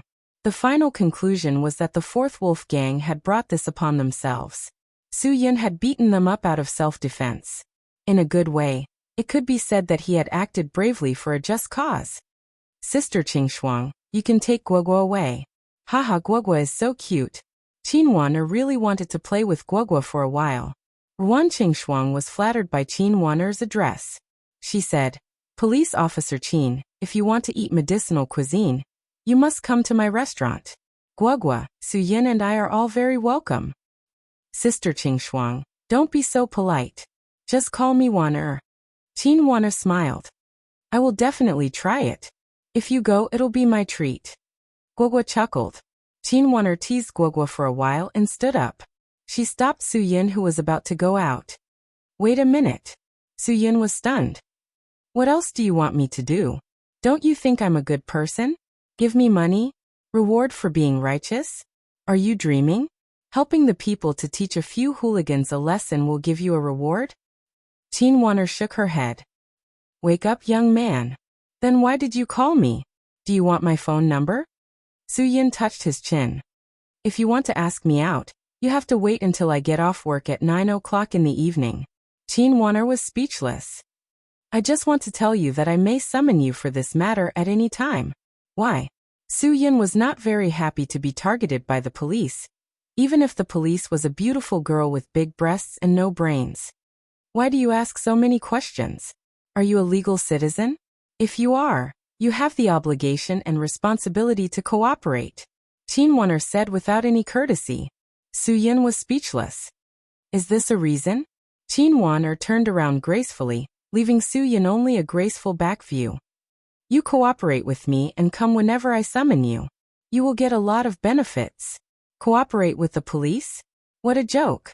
Su Yin was disdainful. If it were not for Guogua's face, he would have already turned hostile. In Su Yin's heart, the police were troublesome and annoying. When the three of them left the police station, it was already close to 4 o'clock in the afternoon. Therefore, Guogua decisively cancelled the plan to go to the talent market for half a day. The reason was very simple. There were only 2 kinds of people who would come to apply at such a late hour. The first kind were people who had the ability and confidence, and the second kind were people who procrastinated. Obviously, The first kind would definitely not come to the restaurant to do odd jobs, and Guogua would not give the second kind 100 yuan. After some discussion, 2 adults, 1 child, 2 women, and 1 man finally decided to go back home. After returning to the medicinal cuisine house, Ruan Qingshuang could not help but exclaim and take a deep breath. The glass window of the medicinal cuisine house on the street was smashed, and the broken glass scattered all over the ground. Guogua was stunned for a moment, then suddenly shouted, "Oh no!" and rushed into the medicinal cuisine house. Soon Guogua, who rushed into the front desk, pouted and cried. The 7,000 yuan in the front desk drawer had all disappeared. When Su Yin saw the window being smashed, he understood everything. He carefully thought about it, and it was unlikely that this was done by an ordinary thief. After all, it was broad daylight. To break the glass and steal, one had to be bold enough. If this was not the revenge of the Fourth Wolf Gang, then it was very likely to be related to LV Bao. LV Bao dared to sneak in at noon, so it was not difficult for him to break the glass. Moreover, LV Bao was now forced into a corner. If he did not pay back the money, he was afraid that the Fourth Wolf Gang would really beat him to death. Ruan Qingshuang was a little absent-minded. The business finally took a turn for the better, but the hard work of the afternoon disappeared in 2 or 3 hours. This was a huge blow to Ruan Qingshuang's mentality. Guogua was so upset that she did not have any liveliness, which made people feel sorry for her.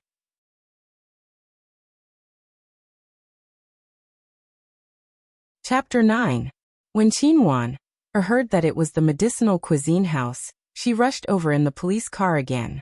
Then she investigated the scene professionally and collected some evidence left at the scene. Sister Qingshuang, don't worry. I will not let the thief go unpunished.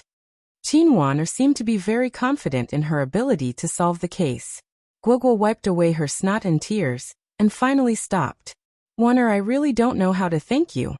Ruan Qingshuang held Qinwan's hand and said softly, "This is what I should do.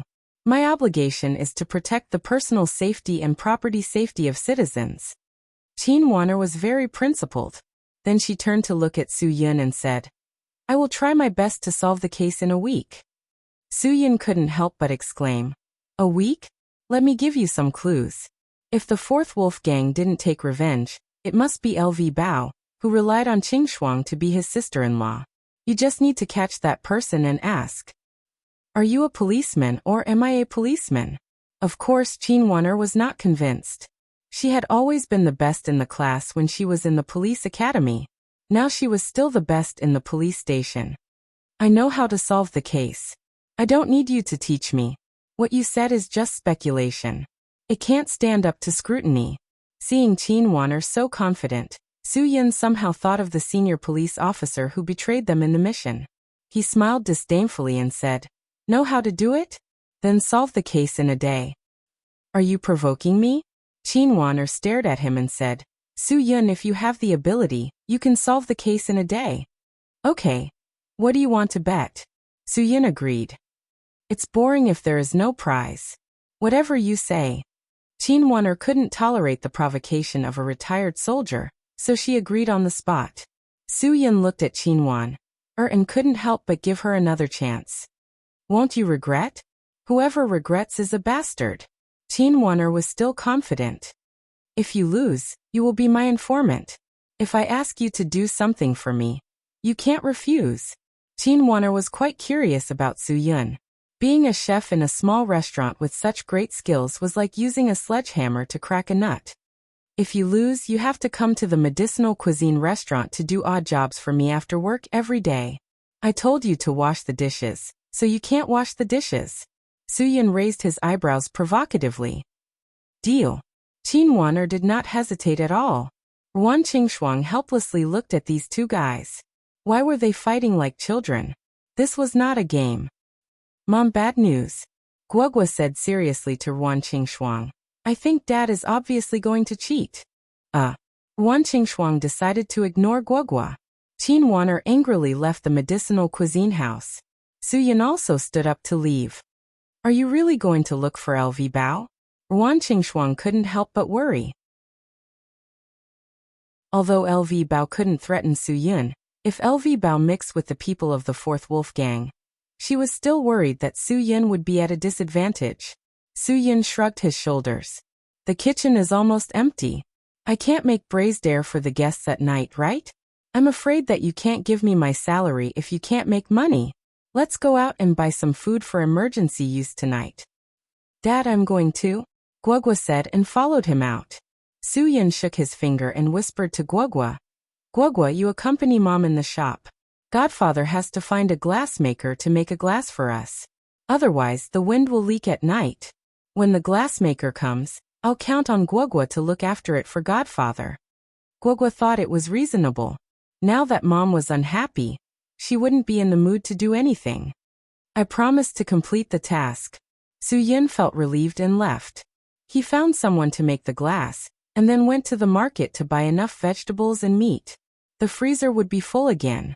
He also went to the pharmacy to buy some dendrobium, herbs, stones and so on. He also bought some tuckahoe and prepared to boil the tuckahoe and mung bean soup for the guests to relieve the heat. After everything was purchased, Su Yin returned to the shop. The glass in the shop had already been installed. He gave the worker 300 yuan as an urgent fee. The worker worked very hard and was very careful. Dad, why did you buy so many things? Guogua had sharp eyes. After seeing Su Yin, she quickly greeted him. In the future, the business of the medicinal cuisine house will be better and better. There's no harm in preparing more things, Su Yin said and took out a cute little hair clip. This is for Guogua. Guogua was overjoyed. The haze of the theft in the shop in the afternoon was swept away. Dad is so nice.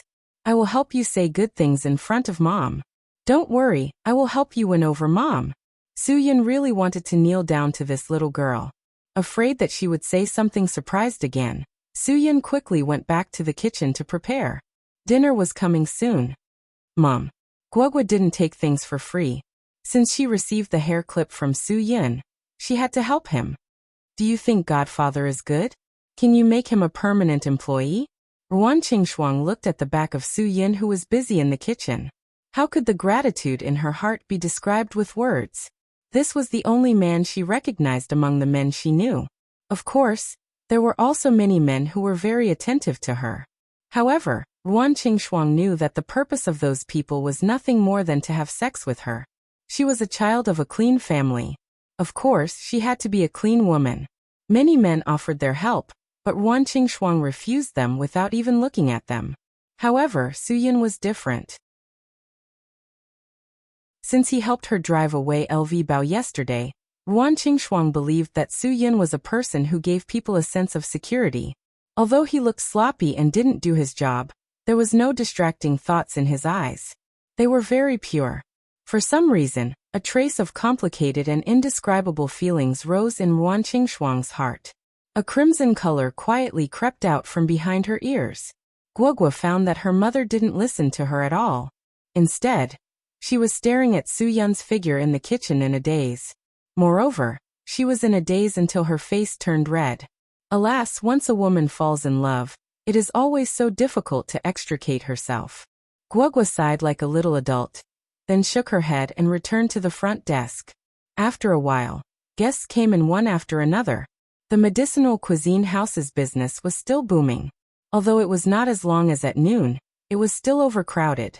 Ruan Qingshuang gradually came out of the haze of the theft incident and wholeheartedly went to work. It was another 3 hours of busy work in the evening. Guogua didn't dare to be careless this time. She put all the money she received into the small waist bag on her back. Moreover, she was especially vigilant against everyone who looked at her waist bag. Thank you for your hard work.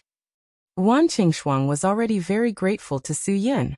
Perhaps Su Yin didn't know that if he didn't buy medicinal herbs and food today, she wouldn't have the money to buy them in large quantities.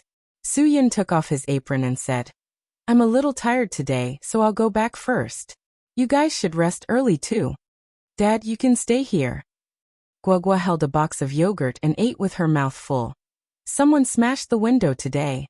Mom and I will be scared. Air this. Su Yin really wanted to stay, but unfortunately, he really had something to do tonight. Ruan Qingshuang took another box of yogurt and stuffed it into Guogua's hand. Can't you stop eating? Do you want Mom to sew it up for you? Then I won't say anything.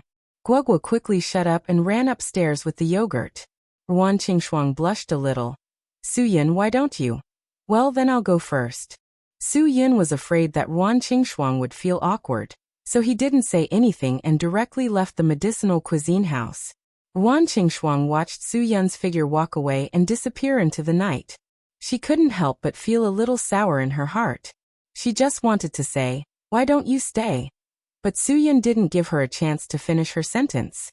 Ruan Qingshuang did not know if she would have the courage to open her mouth again. She had finally mustered up the courage to speak again. Su Yin could leave at ease because he believed that as long as Guogua was in the medicinal cuisine house, Cho Yun would never easily leave the vicinity of the medicinal cuisine house. If the people of the Fourth Wolf Gang really came looking for trouble at night, Cho Yun would definitely be able to deal with them easily. Even if she suffered serious internal injuries, she was still a violent fox venerable. Su Yin called Chang and the others to meet at the barbecue night market.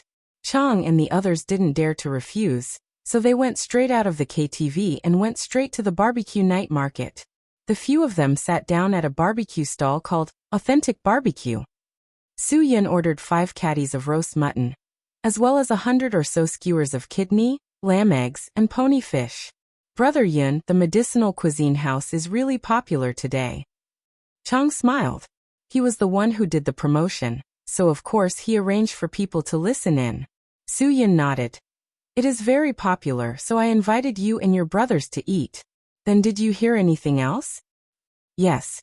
Chang gave him a thumbs up, his face full of infinite admiration and worship. Baldy Wei of the Fourth Wolf Gang brought more than 30 people to the medicinal cuisine house to make trouble, but Brother Yun handled it alone. Do you know anything else? Su Yin said concisely. In the afternoon, the window of the medicinal cuisine house was smashed, and more than 7 yuan was stolen. Do you know who did it? Chang and the others looked at each other. Chang gasped and said, Does it mean the Fourth Wolf Gang took revenge so quickly? Right. Chang's most capable follower Xiaofei suddenly shouted. I saw LV Bao hanging around the medicinal cuisine house at 3 o'clock. That guy used to bully the beautiful boss of the medicinal cuisine house. Could it be him this time? Do you mean that the guy smashed the window to steal money? Chang was stunned, and then nodded thoughtfully. Yes, that guy owes the Fourth Wolf Gang a gambling debt. Maybe he did it. Su Yin was now almost sure that it was LV Bao who did it. Generally speaking, where would LV Bao be at this time? It must be the Sirius Casino. Chang and Xiaofei said at the same time. It seemed that they all knew that LV Bao liked gambling.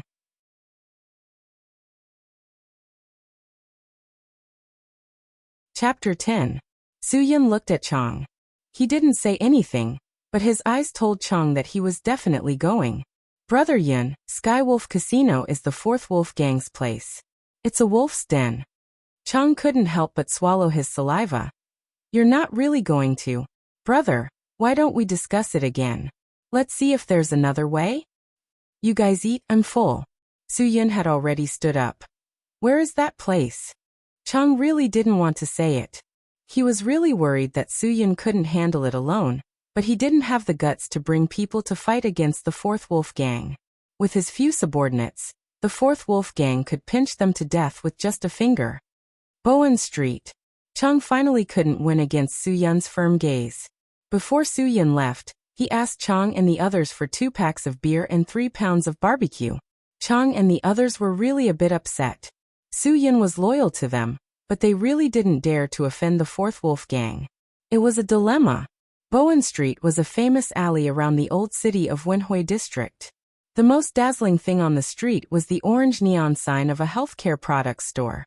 Then there were the hair salons that sold sheep's head and dog's meat. Although the city's crackdown on prostitution and illegal activities was very strong, these hair salons were like weeds that couldn't be burned by a wildfire.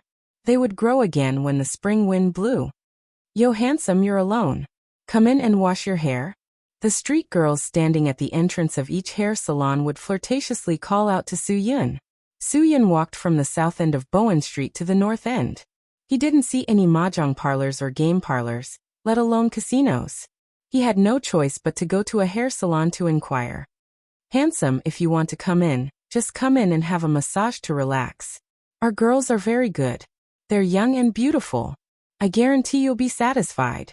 The gorgeously dressed woman with a seductive voice stuck close to him as she spoke. Soo-Yun raised his hand to block her and asked righteously, "Is it free?" "TSK, you think quite well. If you are a virgin, do we still have to give you a red packet?" The woman saw that Soo-Yun did not have much money, so she no longer took care of him. Soo-Yun took out a 100 yuan note from his wallet and waved it in his hand. "Find out a place." The woman's eyes lit up, and she accepted the money without hesitation. "Coming to Bowen Street and not looking for a lady, you must be here to gamble, right?" Soo-Yun nodded and asked concisely, "Where is the Heavenly Wolf Casino?" She raised her hand and pointed at a billiard hall not far away. "There is a secret door in the southeast corner of the billiard hall. After going in, go down one floor and you will find the Sky Wolf Casino. Little handsome, remember to come to my shop to play after you win some money." Soo-Yun no longer paid attention to the woman and strode towards the billiard hall. The billiard hall was not big, and there were only 6 billiard tables. There were 7 or 8 young men absent-mindedly playing billiards. When they saw Soo-Yun come in, they all looked straight at him. This group of people were shirtless, and each of them had tattoos of dragons and tigers. They did not look like good people at all. Soo-Yun did not say much and went straight to the washroom in the southeast corner of the billiard hall. The woman did not lie to him. Next to the washroom, there was a secret door that was the same color as the wallpaper. Just as Soo-Yun was about to go in, several young men who were playing billiards threw away their billiards and surrounded him. A young man with a wolf head tattoo on his chest looked very fierce. "What are you doing? If you don't want to play, leave." Soo-Yun pointed at the secret door to the casino. "I want to go in and play a few rounds." "Play what? Who told you there is play inside? Hurry up and get lost. Don't make me do it." The young man with the wolf head frowned. Obviously, he was suspicious of Soo-Yun's identity. After all, this was a place for gambling. Hudong City was different from Las Vegas. Casinos were not on the table. If they were not careful with their operations, they would definitely be shut down by the police. Therefore, it was not easy for an unfamiliar face to gamble. "I am LV Bao's friend. He has no money and asked me to send some over." Soo-Yun patted his trouser pocket. Only then did the young man with the wolf head relax. Looking for LV Bao? This grandson had just brought 10,000 yuan to pay off his debt. He did not expect him to have made a new rich friend. "Then come with me." The young man with the wolf head shook his head. One of his underlings tactfully closed the door of the billiard hall. Under the guidance of the young man with the wolf head and his underlings, Soo-Yun stepped into the Sky Wolf Casino. The casino was bustling with noise. There were at least hundreds of people gambling inside. Although this place was called Sky Dragon Casino, it was a far cry from the casinos Soo-Yun had seen in Las Vegas. At best, it was a small underground casino. However, although a sparrow was small, it had all the necessary facilities. There was baccarat, blackjack, French roulette, 5-card stud, guess big or small, cash machines, run fast, slot machines, mahjong, etc. As long as you wanted to play, it had everything. LV Bao only paid half of the money he owed. "I closed it." The young man with the wolf head signaled for the others to spread out and see if there were any cheaters. He continued to lead Soo-Yun into the secret passage. "Who are you to him? Are you helping him pay off his debt?" Soo-Yun let out a long sigh. "I am his brother." "Yo, how close are you?" As they spoke, the young man with the wolf head had already led Soo-Yun to the middle of the secret passage. He took out a key to open a heavy metal door and stepped in. Soo-Yun walked in, and immediately saw LV Bao sitting on a chair. His hands were tied and his mouth was stuffed with a rag. There was a stack of money on the table in front of him. It was about 10,000 yuan. When LV Bao saw the young man with the wolf head bring Soo-Yun in, he couldn't sit still. His eyes were filled with panic, and he kept shouting, "Whoa, whoa! You don't have to be so excited to see your brother." The young man with the wolf head chuckled. "I'm helping you pay off your debt. Today your fingers are safe." "Oh." LV Bao stared as if he wanted to say something. The young man with the wolf head picked up the stack of money on the table and waved it at Su-yun. Your brother only has 10,000 yuan. He's still 10,000 yuan short. Su-yun reached out and took the stack of money from the young man with the wolf head. The young man with the wolf head was surprised and put it into his pocket. He even smiled politely at the young man. Thank you. What do you mean? The young man with the wolf head pulled a long face and revealed his ferocity. LV Bao struggled to spit out the rag in his mouth. The young man with the wolf head frowned and pulled the rag out of LV Bao's mouth. What the F***ck do you want to say? Brother Sanbao, he's the one who beat up Brother Liangzi and the others yesterday. This afternoon, Brother Weici was also defeated by him. LV Bao looked at Su-yun in panic. He's the lover of the lady boss of the medicinal cuisine restaurant. The young man with the wolf head turned pale with fright. He didn't expect that Brother Wei's 30 brothers would be defeated by this kid. Su-yun gently closed the metal door. You stole 7,000 yuan, so I'll treat the 3,000 yuan as glass money. Either you come with me to the police station, or I'll ask the police to take you away. It's your choice. LV Bao was so scared that he couldn't move. He was tied up and couldn't move. Brother Sanbao, you have to save me. Humph. You want to take the money out here? The wolf-headed young man sneered. Then I will let you see what a wolf's den is. As soon as his voice fell, the wolf-headed young man pressed the alarm in the room.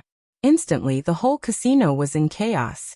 Those responsible for evacuating the gamblers went to open the secret door, while the others rushed over with iron pipes and steel rods. What a messy dog's den. Su-yun smiled disdainfully and closed the heavy metal door. He exerted force on his wrist and bent the door handle. Now the door couldn't be opened from the outside. The young man with the wolf head was furious, but he couldn't help but be shocked. What a strong hand. Clang, clang, clang, clang. Bang, bang, bang, bang. The incessant knocking on the door accompanied by cursing continued for a minute, but no one was able to open the door. Because Brother Sanbao was inside, the people outside were worried. Clang. With a loud bang, the entire iron door collapsed, and a shocking footprint was imprinted in the center of the door. Brother Sanbao, who had a wolf head tattoo on his chest, was thrown out of the room like a dead dog. His teeth were almost all knocked out, his nose was crooked, and his eyebrows were broken. His face was badly mutilated, and his body was twitching. No one could imagine what had happened inside. Su-yun clapped his hands and walked out of the room with a smile. Who else wants to die? A reckless guy standing at the very front roared and swung his stick at him. Su-yun took a step forward and drew a bow. His right fist suddenly spun and rushed out, aiming for the chest with a punch. The man was blasted 5 meters away and fell to the ground with a muffled thud. After that, there was no more movement. What a heavy punch. Everyone looked at each other. No wonder Brother Sanbao, who was so good at fighting, was beaten so badly. Next. Su-yun raised his finger and smiled provocatively. How about you all come at me together? Yeah, ow, howl. After a series of screams, Su-yun stood among the kneeling crowd and took out his phone. Hello, Wenhui District Police Station. I'm looking for Officer Qin. Qin had been working overtime to solve the case before Su-yun. When she heard someone calling the police, she thought he was crazy. I am. Who are you? Your voice sounds better in real life than on the phone. Su-yun smiled. Officer Qin, are you working overtime? Have you figured out the details of the robbery? Su-yun. Qin was sure. Why are you here? Are you crazy? Why are you calling the police? Su-yun clicked his tongue and said, I'm bored. I'm calling the police. There are people gambling in the billiard hall on Bowen Street. Come here quickly. If you dare to lie to me, you're dead. Qin stared at him. Believe it or not, it's up to you. Su-yun didn't say much and hung up. Qin was so angry that she stomped her feet. Damn you, Su-yun. Just you wait. Qin didn't have time to think about the robbery. She got up and was ready to go. Bowen Street had always been a place where good people mixed with bad people. It was also called Gambling Street by the people of Wenhui District. However, after several disputes, they still couldn't get rid of the route.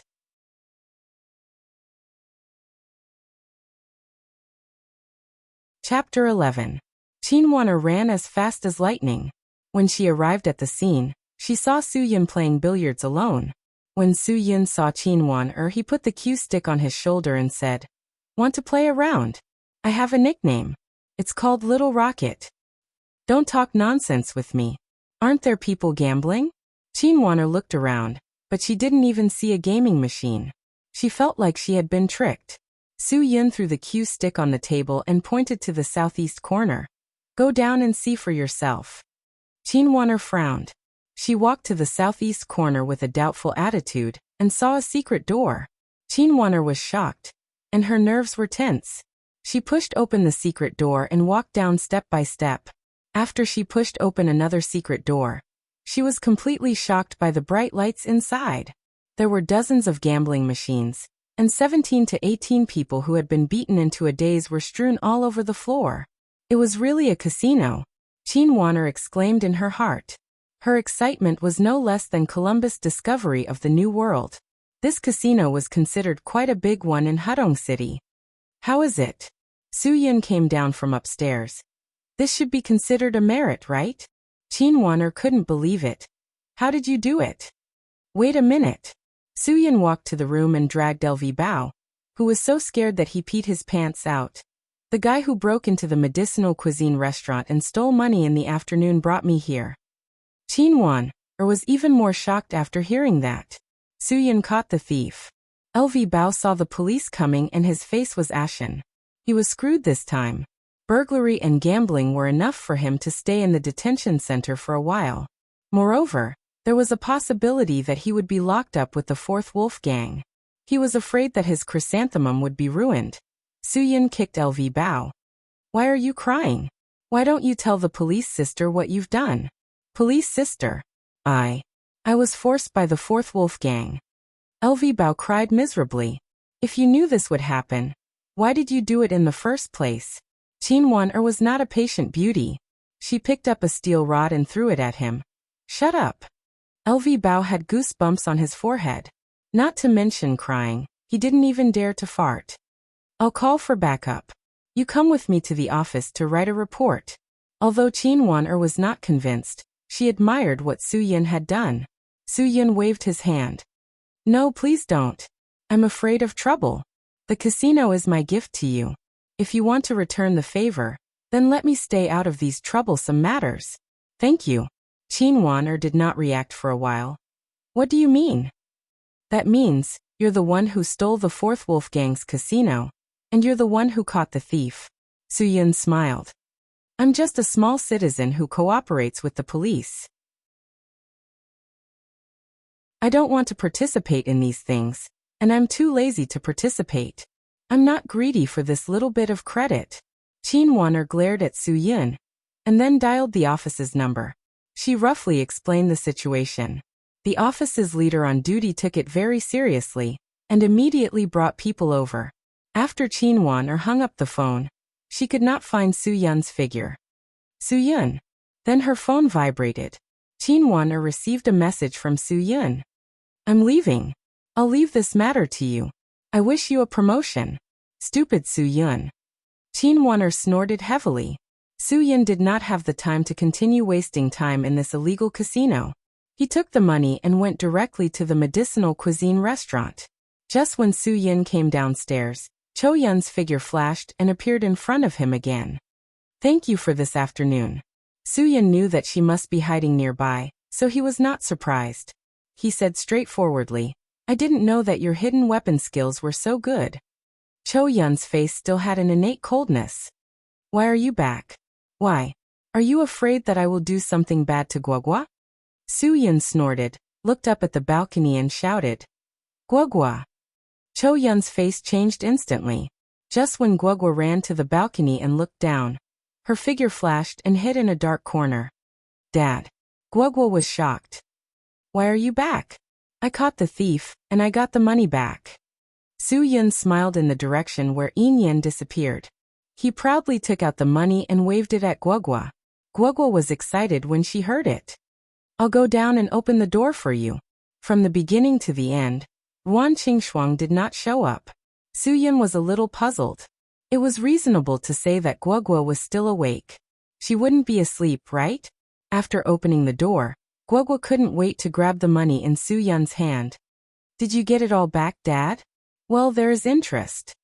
Su-Yun smiled slightly. Guogua, where is your mother? Well, Mom is taking a bath. Guogua didn't care about other things. Her small hands counted the money quickly, and her mouth was still muttering, 100, 200, 300, 400. A picture of Ruan Qingshuang coming out of the bath appeared in Su-Yun's mind. Ooh. Su-Yun felt that his brain was a little hot, but he had to hold on. It would be embarrassing if he had a nosebleed. Right, Dad, Mom forgot to take the underwear just now. Why don't you help Guogua bring it in? Guogua counted the money and didn't forget to order. 4,600, 4,700. Pooh dash. Su-Yun really couldn't hold back this time. Isn't this work too exciting? Guogua is worthy of being Godfather's good daughter. I didn't dote on you in vain. Su-Yun touched Guogua's little head. Guogua is really good. Godfather won't help you with this. When Mom comes out, remember to tell her. I'll go back first. 9,800, 9,900, 10,000. Ooh. At this time, Guogua finished counting the money and breathed a sigh of relief. You don't even have the courage to do this? Are you Guogua's godfather? What is a godfather? A godfather is a godfather, and a godfather is a godfather. Su-Yun was stunned by Guogua's words. Of course. Mom. Hurry up and come down. Guogua suddenly shouted up the stairs. Ruan Qingshuang slowly wiped the water droplets off her body after washing up, waiting for Guogua to come in with her pajamas. However, this little girl didn't come in. Why did she suddenly shout downstairs? Her heart suddenly jumped. She didn't care about what clothes to wear. She wrapped the bath towel around her body, opened the door and ran down. Guogua, what's wrong? Ruan Qingshuang asked as she rushed down the stairs. Dad is here, Guogua said casually. Ruan Qingshuang had just rushed down the stairs when she suddenly raised her head. Su-Yun and Guogua were standing at the stairs and looking up. Su-Yun laughed dryly. He didn't expect Ruan Qingshuang to come out dressed like this. Mom, be careful not to expose yourself. Guogua covered her face with her small hands. Ruan Qingshuang resisted the urge to scream. She turned her head and ran upstairs. Her cheeks were red with embarrassment, like a little monkey's, but, Dad, did you see anything? Guogua asked nervously. Su-Yun shook his head without thinking. No, I didn't see anything. You didn't see the bath towel wrapped so high? Dad, your myopia is too high. Guogua looked very disappointed. Anyway, Guogua saw it. Mom is too careless. Damn. If you hadn't yelled upstairs as if you were tied up, how could your mother run out in panic without wearing underwear? Su-Yun was completely defeated by this little thing. I have high myopia. Ruan Qingshuang came out again. She had already put on her clothes. She tried to calm herself down. Su-Yun, why are you here? The money was stolen by LV Bao. I got it back for you. He was also taken away by Qinwan Su-Yun. I think he will never harass you again. 10,000 yuan. Guogua was proud. Ruan Qingshuang's red lips opened slightly in surprise. Is it really him? But he didn't steal so much. Su-Yun smiled and said, take the rest as the interest he paid you. For people like him, this is a small loss. That's right. Guogua also hated LV Bao. If there is nothing else, I won't disturb your rest. Su-Yun. You have to get up early tomorrow. Go to bed early. Guogua looked at Su-Yun, and then looked at Ruan Qingshuang. She expected this mother to ask him to stay. She liked to be disturbed by Su-Yun, because Su-Yun always brought good things. But Ruan Qingshuang hadn't adjusted from the incident just now. She didn't know what to say for a while. Take care. Be careful on the road. Go back. I will help you lock the door. Su-Yun helped Ruan Qingshuang close the door, and then walked to the alley next to the medicinal cuisine house. Whoosh! A soft arrow suddenly blocked in front of his chest. Fortunately, Su-Yun was prepared. He quickly took a step back and didn't get hurt. Is this how you greet someone? Su-Yun was speechless. But the other party was Cho-Yun. He couldn't expect her to be gentle and elegant. Cho Yun put away the dragon abyss in her hand. The soft sword quietly disappeared from her waist. Are you so afraid of seeing Guogua? Su Yun's mouth raised into a light smile. He knew that Cho Yun must be afraid that her internal injuries couldn't be cured. Even if she saw Guogua, it would only increase the pain without any substantial meaning. Cho Yun knew that she would die no matter what. She would rather let Guogua think that she was already dead. She didn't want Guogua to see her again and lose her again. That would only hurt Guogua even more. You don't need to care about my matters. Cho Yun's voice was as cold as usual, but there was a touch of melancholy in her eyes. If I die, I hope you can help me take care of Guogua. I am Guogua's godfather. Su Yun smiled slightly. You can rest assured about this. Humph. Cho Yun's snort was unknown whether it was comforting or disdainful. Perhaps it was just mocking herself.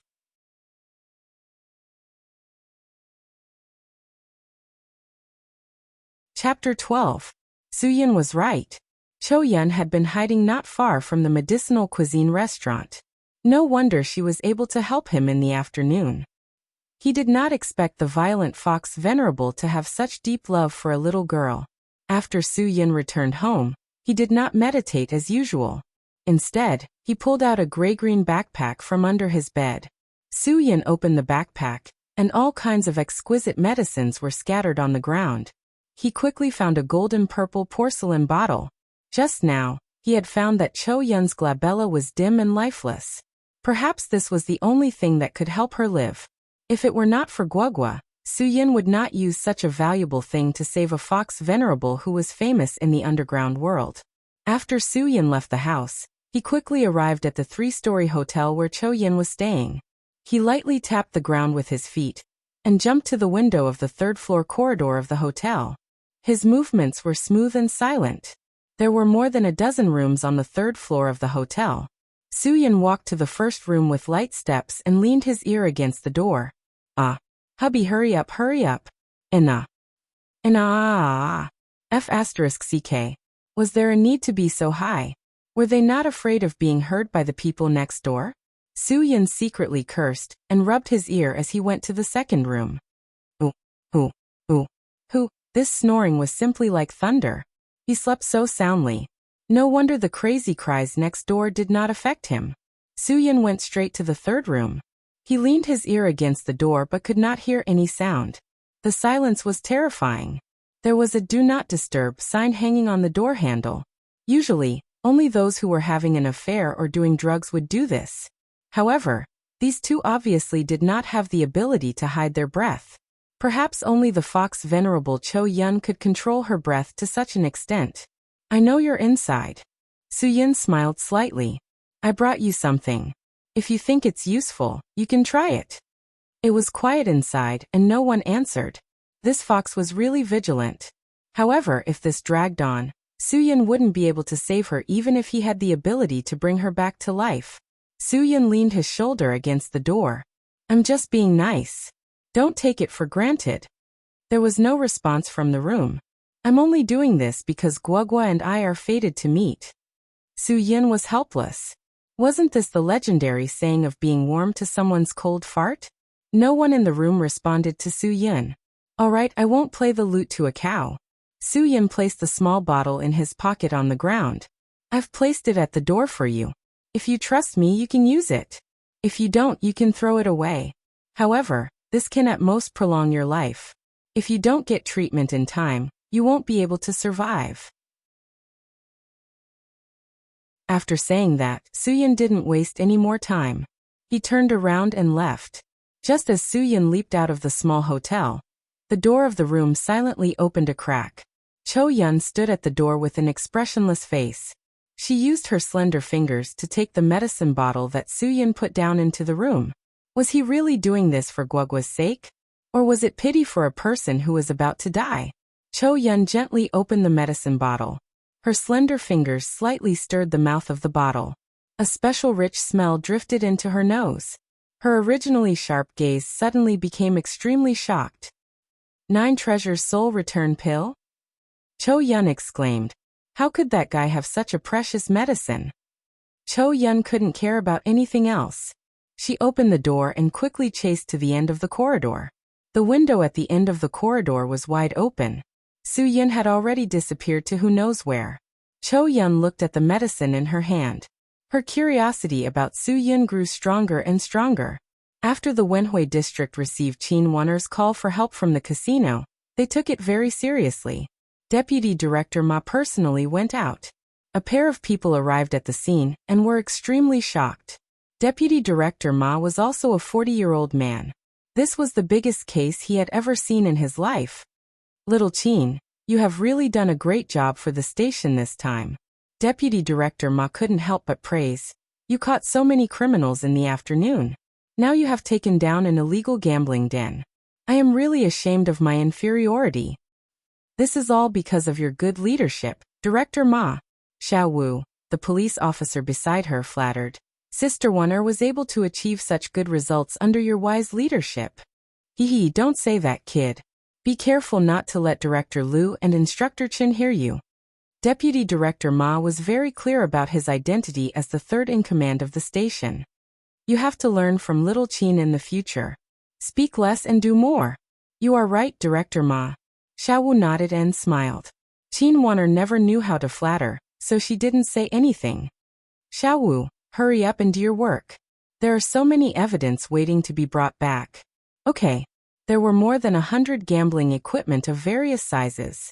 23 suspects were all brought back to the station, including LV Bao, who broke the window to steal money.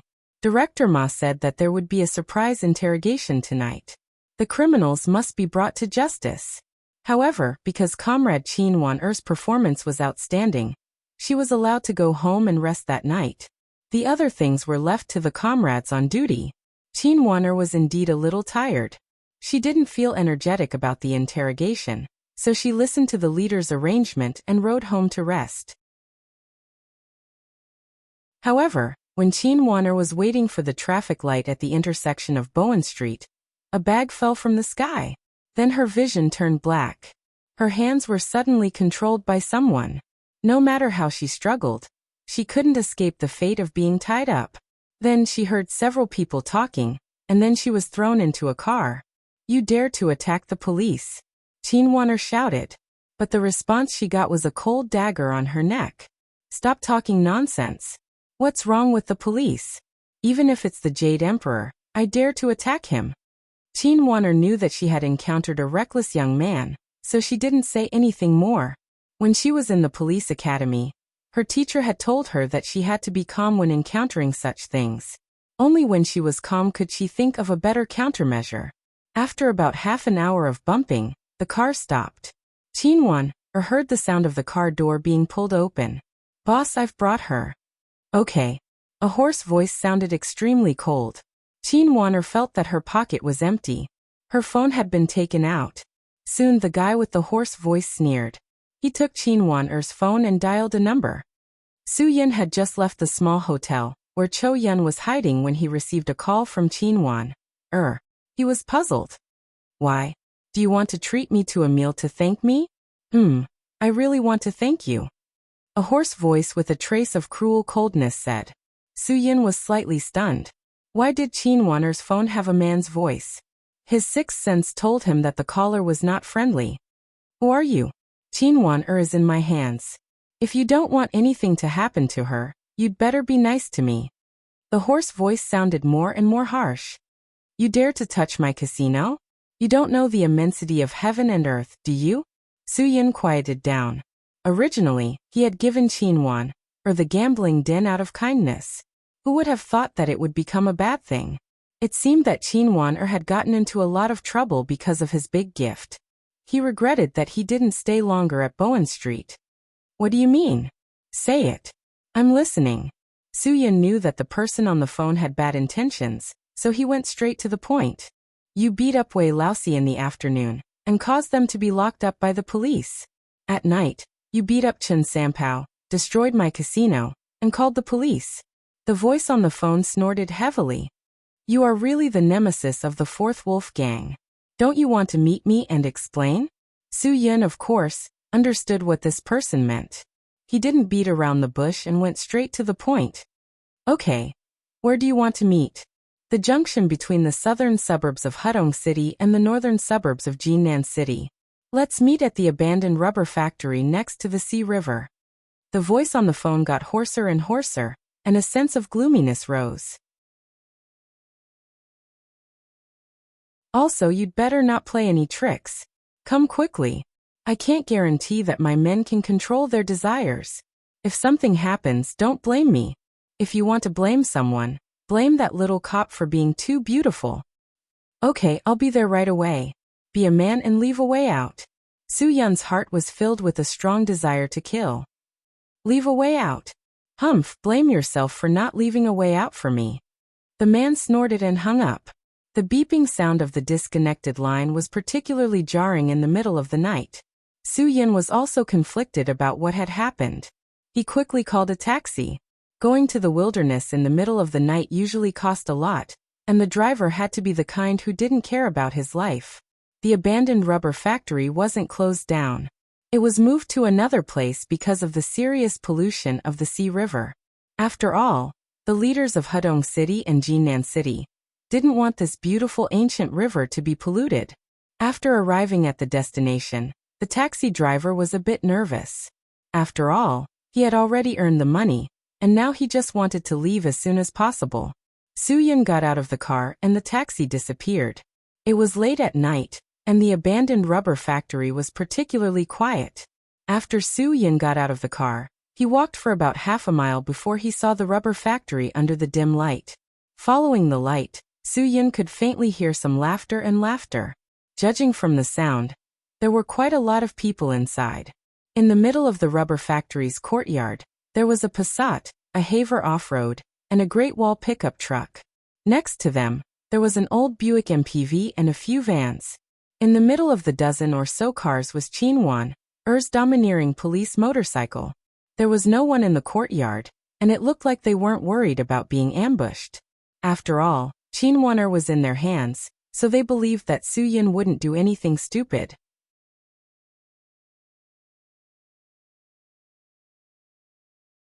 Chapter 13. With the appearance of Su-Yun, the originally bustling and idle factory instantly quieted down. Su-Yun's gaze swept across everyone present. There were dozens of muscular youths in the factory, and most of them were bare-chested. Tattoos of wolf heads and tiger claws could be seen everywhere. There were several groups of people in the factory. There were 7 or 8 people in the middle of the group. They were eating charcoal hot pot with relish, and there were several beer bottles lying around their feet in a disorderly manner. Behind them, Chinwaner was tied to a pillar that led to the roof of the factory. When she saw Su-Yun, she was speechless. Why didn't he call the police? Why did you come alone? Well, you didn't ask me to bring anyone. Su-Yun's face didn't show any signs of nervousness. The youths all had mocking smiles on their faces, as if Su-Yun was a lamb waiting to be slaughtered. The 7 or 8 gang leaders at the hot pot table also put down their chopsticks and stood up. In front of the hot pot table, a dark-skinned, burly, and muscular young man was the last to stand up. He was like a crane in a flock of chickens in this sea of muscles. You're Su-Yun? You didn't call me, did you? Su-Yun was startled. It didn't sound like it. Where's the person who called me? If you want to see our boss, you can. As long as you don't die at the hands of me, hey, there will be a chance. The dark-skinned youth clenched his fists. Su-Yun frowned. Hey? That's a pretty simple name. Which village are you from? Hay was the second in command of the 4 Wolf Gang. He was recognized as the best fighter in Hudong City's underworld. There weren't many people who dared to laugh at him. Even if there were, they would have been fed to the fishes in Sea River. You've got guts. I heard you beat up Wei Laosi in the afternoon and Chun Laosen in the evening. Hay sneered. Let me tell you, don't think you're so great. None of my men are trash like them. When Su-Yun came in, he had already sensed the special aura on Hay's body. This was the unique aura of someone who had experienced life and death. The group of hoodlums around him were much more aggressive than the hoodlums in the afternoon. They were definitely people who often bled for others, or were bled by others. Since you guys are asking for a beating, then I'll fulfill your wish. Su-Yun suddenly clenched his fists. His fists were clenched even more tightly than Hay's. Su-yun. You must be crazy. You will be beaten to death. Chin-won could not understand Su-yun's idiotic behavior. I don't need you to care about me. Hurry up and leave. After all, she was an outstanding graduate from the police academy. Chin-won still chose to put the interests of the people first at the critical moment. Seeing that you care about me so much, this trip was not in vain. Su-yun looked at Chin-won with a smile. She was tied up like this, yet she could still consider the safety of others. It seemed that she was really different from some police officers. You really don't know what's good for you. Chin-won had a good impression of Su-yun, so she was really worried about him. She wanted to break free, but it was futile.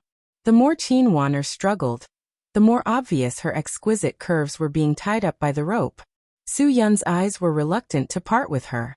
He said with heartache, "It's not comfortable being tied up like this, right? Don't worry, I'll loosen it for you." "Where are you looking?" Chin-won saw Su-yun's undisguised gaze sweeping over her chest. She really wondered what this guy was thinking. What kind of situation was this? And he still had the mind to look around. Erhei's face was ferocious. This kid was actually still talking and laughing. He was simply not putting him in his eyes. Erhei would never forgive this kind of person. "Kid, there's a path to heaven, but you don't want to take it. Today, I'll let you know the consequences of messing with the Fourth Wolf Gang. Go." With an angry roar, dozens of shiny silver machetes were all revealed. Without saying anything, they swung their machetes and attacked. It looked like they wouldn't stop until they made Su-yun bleed twice today. Su-yun's feet moved with exquisite footwork. Dozens of machetes whizzed past his shoulders, but he was completely unharmed.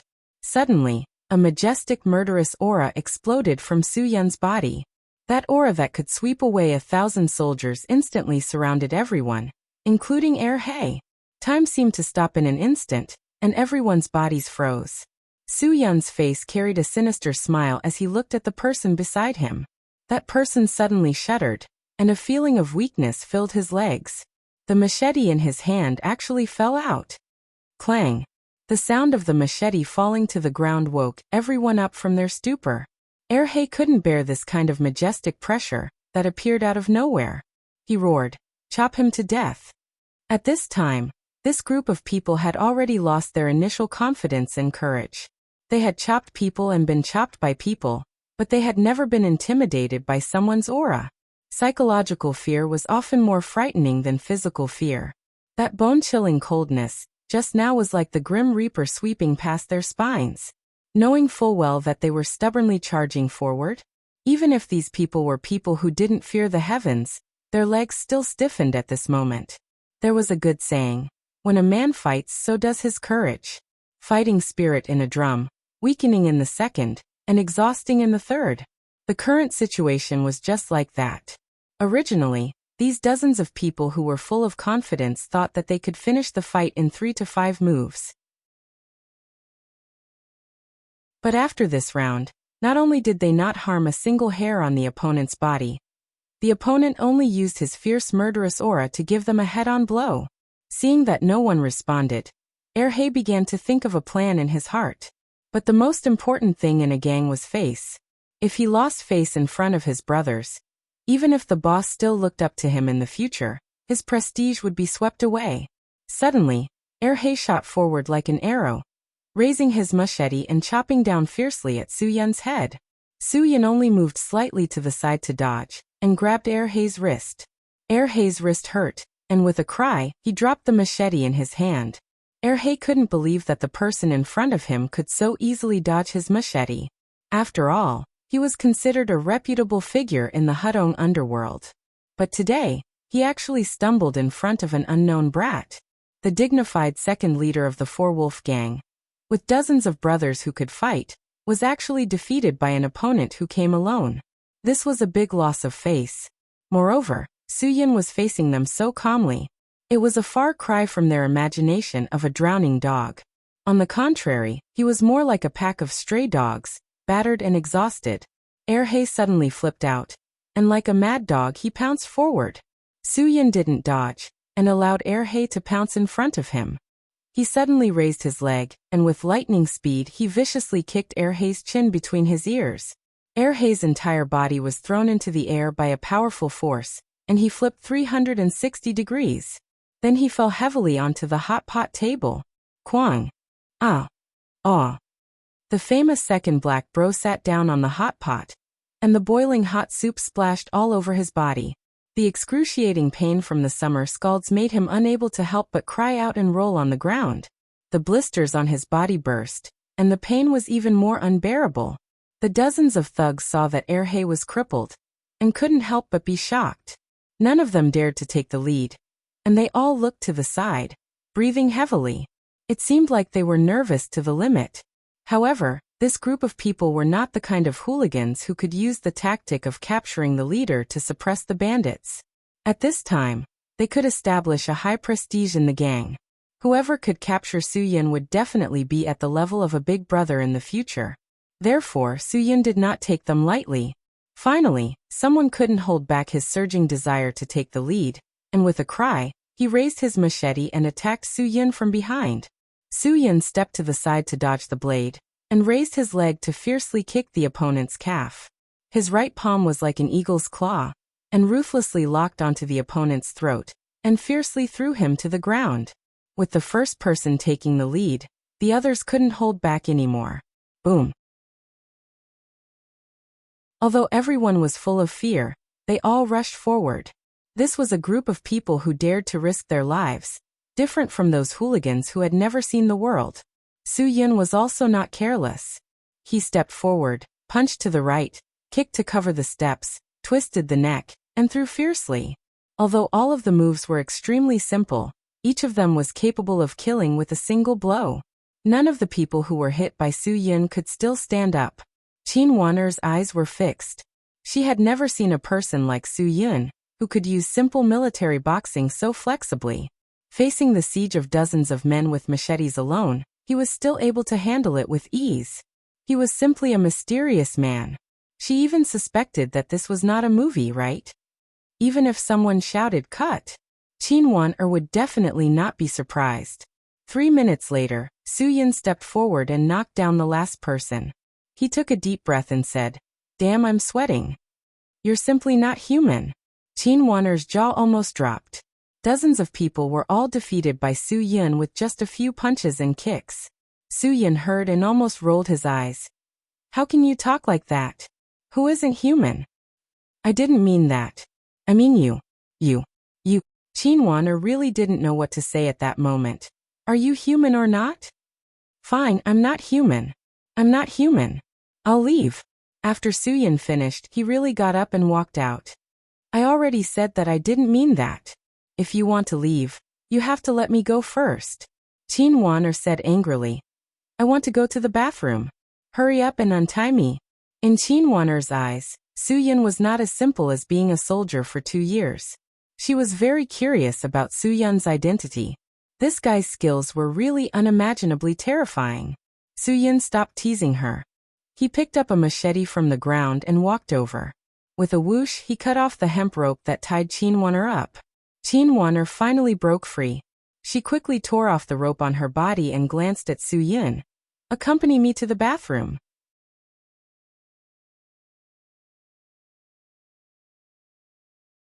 Chapter 14. It was dark outside. Qin Wan'er didn't dare to go out and look for it. She wasn't familiar with the factory. Who knew what strange things would happen in the middle of the night? Me? So honored? Su Yin was stunned. He wondered if he had heard it wrong. "Go away. It's not as dirty as you think. It's too dark outside. I'm afraid I'll get lost." Qin Wan'er explained with a red face. She blushed because she was afraid that Su Yin would laugh at her for being timid.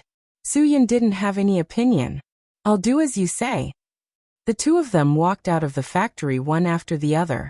Then they walked along the factory to the corner. The bathroom would definitely be in the corner. Soon they found the place. Although she was afraid that she would go in alone, Su Yin was a man after all. She still controlled the thought of pulling him in with her. Just when Qin Wan'er got what she wanted, the sound of a car engine roared. Su Yin knew that it wasn't good. Qin Wan'er also shouted from the bathroom. Don't let them run away. But even if Su Yin chased after them, when he returned to the open space, there was only the police motorcycle left. Although Su Yin could still chase after them, it was too unkind to leave such a beautiful girl like Qin Waner in the middle of nowhere. Qin Waner also chased after them. Although she was angry that she couldn't go to the bathroom, the feeling of being in the middle of nowhere suppressed her anger. Where are they? Qin Waner couldn't even see the taillights when she chased after them. They ran away long ago. Su Yin shrugged his shoulders helplessly. Qin Waner rolled her eyes. Then why didn't you chase after them? Please, that's a car. I have 2 legs. How can I chase after them? Su Yin was speechless. You're a police officer. You chase after them. I'll chase after them. Qin Waner saw that the police station didn't take the motorcycle with them. She got on the motorcycle directly and started it with a buzz. Su Yin quickly jumped into the back seat and hugged Qin Waner.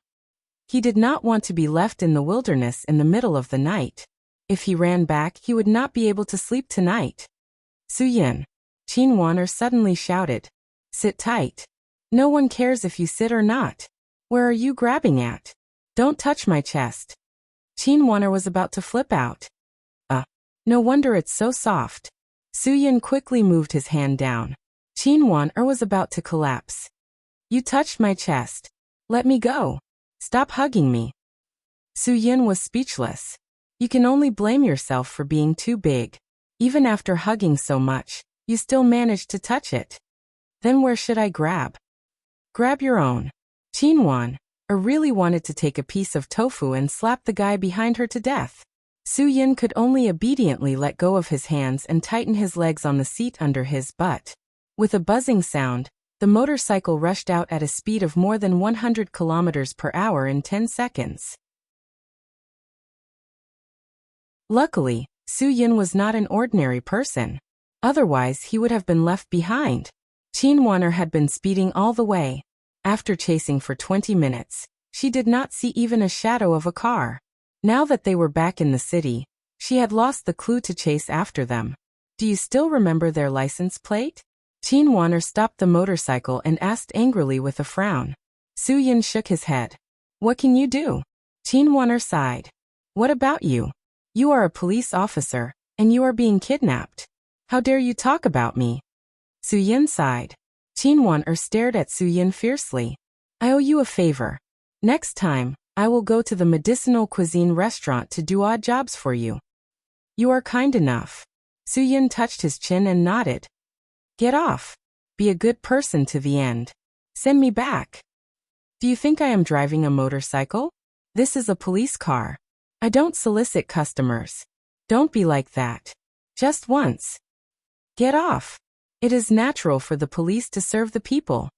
Under Su Yin's coaxing and pestering, Qin Waner had no choice but to send him home. Otherwise, this guy would not get off the motorcycle. After returning home, Su Yin took a quick cold shower. Then he completed the breathing exercises that the teacher had instructed him to do. After finishing his homework, Su Yin lay on the bed comfortably. He believed that the so-called Fourth Wolf Gang would not let him go so easily. He was afraid that there would be more trouble waiting for him. Su Yin was not afraid of offending some tycoon. However, it was troublesome to offend such hooligans. They would harass you recklessly. Moreover, Su Yin was too lazy to kill them. In a room in the 100 Happiness Club, a middle-aged man in his 50s sat on a lambskin sofa. His hair was white, and his loose shirt with a pattern of copper coins could not hide his slightly trembling body. His slightly narrowed triangular eyes flashed with a cold light, like a white-browed viper ready to spit out its venomous tongue at any time. Crash! In anger, the middle-aged man fiercely threw the expensive purple sand cup in his hand to the ground. He shouted angrily, "Trash! You brought so many people, and you can't even deal with one person. You still have the face to go to the hospital." Humph! A few young men were trembling in fear. They were afraid that they would be beaten if they said the wrong thing. The middle-aged man sitting on the sofa was called Wang Xuanxi. He was a famous big shot in the Wenhui district of Hudong City, the boss of the Fourth Wolf Gang. The younger generation of hooligans called him Uncle Shi. It was said that his father's generation was a big hooligan. When it was passed down to his generation, he became even more famous. He led Erhe, Sanbao, and Wei Si to create the fourth wolf gang. He was definitely the local tyrant here. Uncle Shi, you can't blame brother Erhe. That kid is too powerful. Wang Xuanqi calmed down after a long time. Maybe these guys were not lying. After all, Erhe was his right-hand man. He could fight, was ruthless, and was loyal to him. This time he might have met his match. If the other party was a group, maybe Wang Xuanqi would not be so angry. Because the other party was alone. One person. In the afternoon, Wei Si brought more than 30 underlings to smash the place. That night, Erhe and more than 20 brothers in the casino who could fight were all defeated by one person.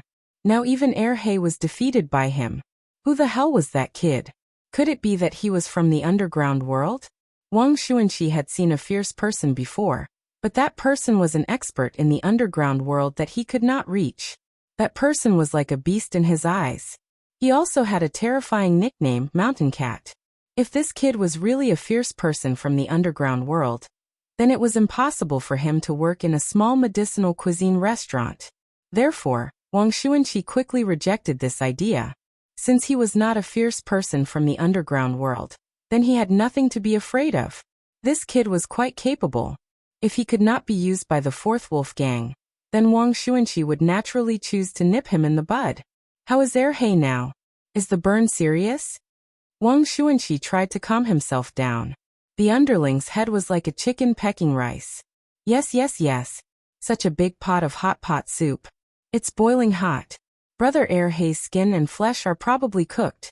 Wang Xuanqi heard this and took a deep breath. I told him to do something and he pretended to eat hot pot. Serves him right. However, Erhe was his right-hand man in the underworld.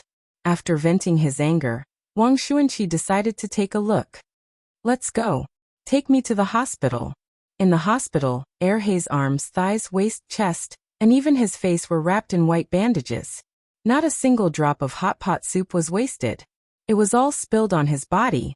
Erhe was yelling at the nurse who was applying medicine. At this time, Wang Xuanqi pushed open the door and walked in. He waved his hand at the nurse.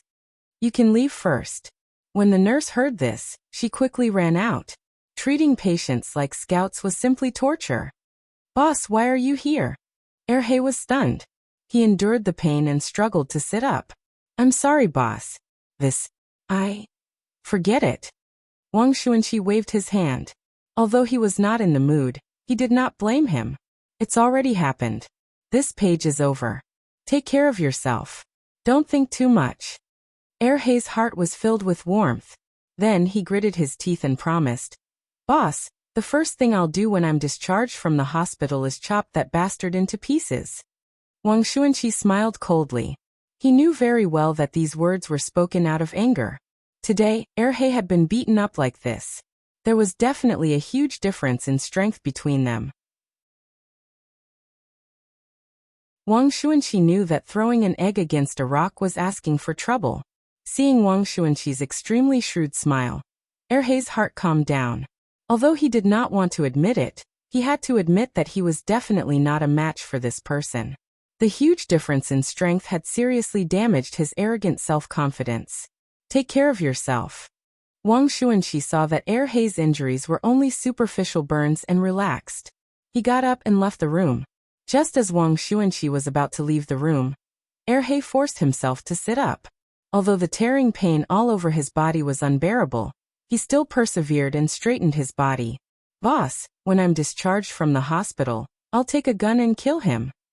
Erhe, you're not young anymore. Think before you do anything, Wang Xuanqi said. Guns are not something to joke about. Huaxia is Huaxia after all. Although there are a few young people who are very brave and can get promoted with a gun in their hands, how many of these people have not been arrested and sent to prison? Erhe lowered his head and did not speak. The reason why I, Wang Xuanqi, was able to live in Hudong City for so many years was because of stability. If you want to get rid of someone, there are many other ways besides using violence. Wang Xuanqi smiled slightly, his face sinister.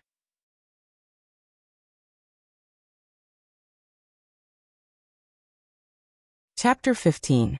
Because he didn't sleep well last night, Su-Yin was really sleepy in the morning. He yawned when he arrived at the medicinal cuisine restaurant. Ruan Qingxuang saw Su-Yun's state and couldn't help but feel sorry for him. She asked, "Was it because you were too tired yesterday?" Su-Yun stretched and said, "No, I just didn't sleep well last night." "Dad, you didn't secretly go to the healthcare center yesterday, right?"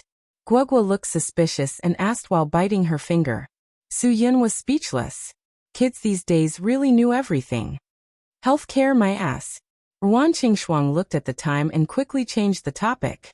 "The morning bus to the vegetable wholesale market is about to depart. Let's go quickly. If Guogua still wants a stuffed rabbit toy, be obedient. And then, I promise I won't mention Daddy's healthcare center again." Guogua quickly covered her mouth with both hands. Ruan Qingxuang helplessly shook her head. Su-Yun's face darkened. "Damn, I really didn't do it." Hudong Vegetable Wholesale Market was a large-scale food wholesale market. Whether it was fruits, vegetables, or dried seafood, there was everything. Su-Yin carried Guogua and Ruan Qingxuang and walked around for more than 2 hours. They finally negotiated with 2 wholesalers who could guarantee a fair price for fresh vegetables and fresh meat. Moreover, long-term cooperation would be at the lowest price. Furthermore, with Guogua's eloquence, the 2 stores agreed to deliver the goods to their doorstep for free. After all, there was probably no one who could resist Guogua's tearful pleading. Because the store didn't have enough manpower, Guogua's plan was very beautiful. After buying the necessities, the 3 of them took the bus back to the store. In the blink of an eye, it was already 9 in the morning. The busy day had just begun. Although there were usually a lot of people strolling in Ehe Square at night, it was not right for there to be several groups of idle ruffians in broad daylight. Su-Yin observed the situation outside through the entrance of the kitchen. He vaguely sensed something. 2 hooligans who passed by the entrance of the medicinal cuisine house looked inside with shifty eyes, but they didn't do anything and quickly left. As the saying goes, the king of hell is easy to deal with, but the little ghosts are hard to deal with. Su-Yin couldn't help but raise his guard. The medicinal cuisine house's business had just improved. If it was ruined by a few small fries, it wouldn't be worth it. "Sister Shuang, Guogua, we still have to be more careful these few days. Lock the drawer where you keep the money. It's fireproof, burglary, and villains." Su-Yin reminded Ruan Qingxuang and her daughter. He was not worried that someone would retaliate against him, but he was afraid that Ruan Qingxuang's small house would be implicated. "Yes, I will be careful." Ruan Qingxuang nodded. She also felt a little strange today. Guogua proudly patted the small waste bag she just bought. "Don't worry. I carry all the important things with me. And Mom has one too." Su-Yin looked at Guogua's waste bag, and then looked at Ruan Qingxuang's waste bag. His eyes unconsciously moved up a few inches. It was unknown what he was praising. "Not bad. Dad is so useless. He drools when he sees Mom's breasts." Guogua snorted. Once again, she ignored the petrified Su-Yin and Ruan Qingxuang. Unknowingly, it was lunchtime. Many customers came to the medicinal cuisine house one after another. Some came early because they didn't have the chance to eat yesterday, and some came early because they thought the taste was good. With more people in the restaurant, Su-Yin didn't have time to think about the suspicious person he saw in the morning. White fungus snow pear soup, chrysanthemum pork ribs soup, quail egg braised pork, tiger skin stewed pig trotters. One after another, delicious dishes were served by Ruan Qingxuang to the customers. The chef was good at cooking, the lady boss was beautiful, and there was a cute and invincible little cashier. The most important thing was that the price was reasonable, the ingredients were sufficient, and there was also the free tukaho and mung bean soup. It was hard for the business of the medicinal cuisine house not to be popular. The customers who ordered the dishes were eating happily, and the customers who didn't order were looking forward to it impatiently. Ruan Qingxuang saw all this and was happy in her heart. She was very clear how much credit Su-Yin had taken. F***CK. Suddenly, an angry curse scared the customers in the restaurant. There were a few rascals sitting at the southern table. They were the age of a student, but they didn't dress like a student at all. Among them, a young man with long hair covering his eyes slammed the table and shouted, "What the F***CK is this? No wonder I felt so disgusted when I drank it. There's a dead fly in it. Everyone, come and see if it's disgusting or not. The man with the buzz cut next to him also stood up and shouted, disgusting, 2F** king disgusting. How can we eat it? It's not worth it to poison people to death. Ruan Qingshuang frowned when she saw this. She walked forward quickly and saw a dead fly in the tuckahoe and mung bean soup in front of the man. She said with a look of disbelief, This is impossible. Our kitchen is very clean. We definitely won't make such a mistake. Clean? The young man with the long hair covering his eyes glared fiercely at Ruan Qingshuang. Lady boss, what do you mean by this? Are you saying that we deliberately took a dead fly to extort you? The man with the buzz cut shouted, Black shop. Black shop. You're making a false accusation after eating a fly. This fly is obviously fried in the pot. You can't say that we fried it ourselves before bringing it over, right? With these few people making a ruckus, many customers who were about to eat left. Some customers who were eating also frowned. Restaurants were most afraid of this kind of thing. In this indulgent society filled with gutter oil, it was the minimum requirement for many customers to have no flies or cockroaches in their food. Everyone, look, this fly is fried. It can't be that we just threw it in. The man with the long hair stood on the chair unforgiving. He was very persuasive, and most customers didn't want to eat anymore. In just a short while, the people in the restaurant stopped eating. They all stared at the lady boss of the medicinal cuisine restaurant, waiting to see how she would explain. The young man with the long hair covering his eyes slammed the table. How do you think we should solve this? We won't let it go just because you're pretty. Sorry, we'll be careful in the future. Ruan Qingshuang believed that this definitely wasn't Su Yun's fault, but she didn't have any evidence to prove that the fly was released by these hooligans, so she could only lower her head and admit her mistake. I'll ask the chef to make a new serving for you now. The man with the buzz cut wasn't satisfied with this apology. Make a new serving. On what? Braised flies? Ouch, my stomach hurts, it hurts so much. The young man with the long hair took the opportunity to hug his stomach and lie on the table. It's over, I've been poisoned. I've been poisoned by the dirty things in this restaurant. I'll go to court. I'll sue you. Brother, we have to go to the hospital quickly. The man with the buzz cut pretended to be surprised. The other three people also said, but we don't have money. We have to spend money to go to the hospital. Saving people is more important. We can't leave our brother alone even if we don't have money. Boss, this happened in your restaurant. You have to pay for it. At this time, anyone with a discerning eye could see that these people were deliberately looking for trouble, but Ruan Qingshuang couldn't do anything. She gritted her teeth and decided to pay to avoid disaster. How much do you want? The man with the buzz cut didn't hesitate.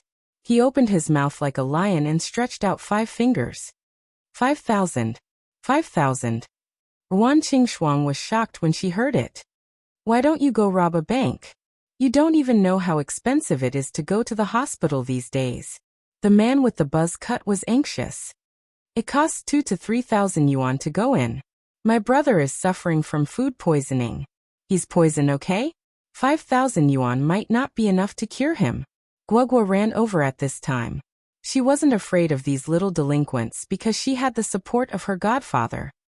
I saw it. He put the flies in himself. Moreover, there are still flies in the small bottle in his pocket. Guogua's words caused a huge commotion. The delinquents were shocked. This little brat's eyes were quite sharp. Please use your brain before you blackmail me. The poria and mung bean soup is boiled with water. Even if there are flies, they will be scalded to death. Guogua shook her head helplessly. AI, are you here to show off your low IQ? The diners were stunned and whispered. Yeah, mung bean soup is boiled with water. Even if there are flies, they will be scalded to death. These delinquents are really wicked. These people's conscience has been eaten by dogs. They always think of ways to cheat money. Guogua looked at the delinquents proudly. The man with the buzz cut saw that the matter that was about to be settled was ruined by a little brat. He was furious and wanted to give Guogua a big slap. Daddy. In the nick of time, Guogua shouted at the top of her lungs. Just as the man with the buzz cut was about to slap Guogua's face, it couldn't go any further. A pair of big hands grabbed the man with the buzz cut's wrist. The man with the buzz cut couldn't help but be frightened. Guogua patted her chest and heaved a sigh of relief. That was close. Su Yin appeared in front of them like a ghost. He grabbed the man with the buzz cut's wrist and smiled. Is 5,000 yuan too little? How about 10,000 yuan? Ruan Qingshuang knew that Su Yin was going to make a move. Guogua, however, had a look of surprise on her face as she said, "Dad, is there something wrong with your head?" The young man with the long hair covering his eyes didn't feel the pain in his stomach anymore. He stood up and stared at Su Yin. He didn't expect this guy to be such a coward. He actually wanted to double the price. If they had known, they would have asked for more. Yes, I want 10,000 yuan. The man with the buzz cut couldn't hide his ecstasy. He even forgot about the sharp pain in his wrist. Su Yin suddenly picked up the mung bean soup on the table and smashed it on the man's face without saying a word. Then he quickly raised his leg and kicked the man with the buzz cut away. Ah! The man with the buzz cut held his stomach in pain. Except for him, the whole medicinal cuisine restaurant was frighteningly quiet. Is one bowl of 10,000 yuan enough? The smile on Su Yin's face disappeared. He asked the remaining 4 people coldly, "What else?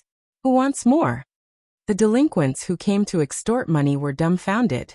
No one expected this chef to be so ruthless.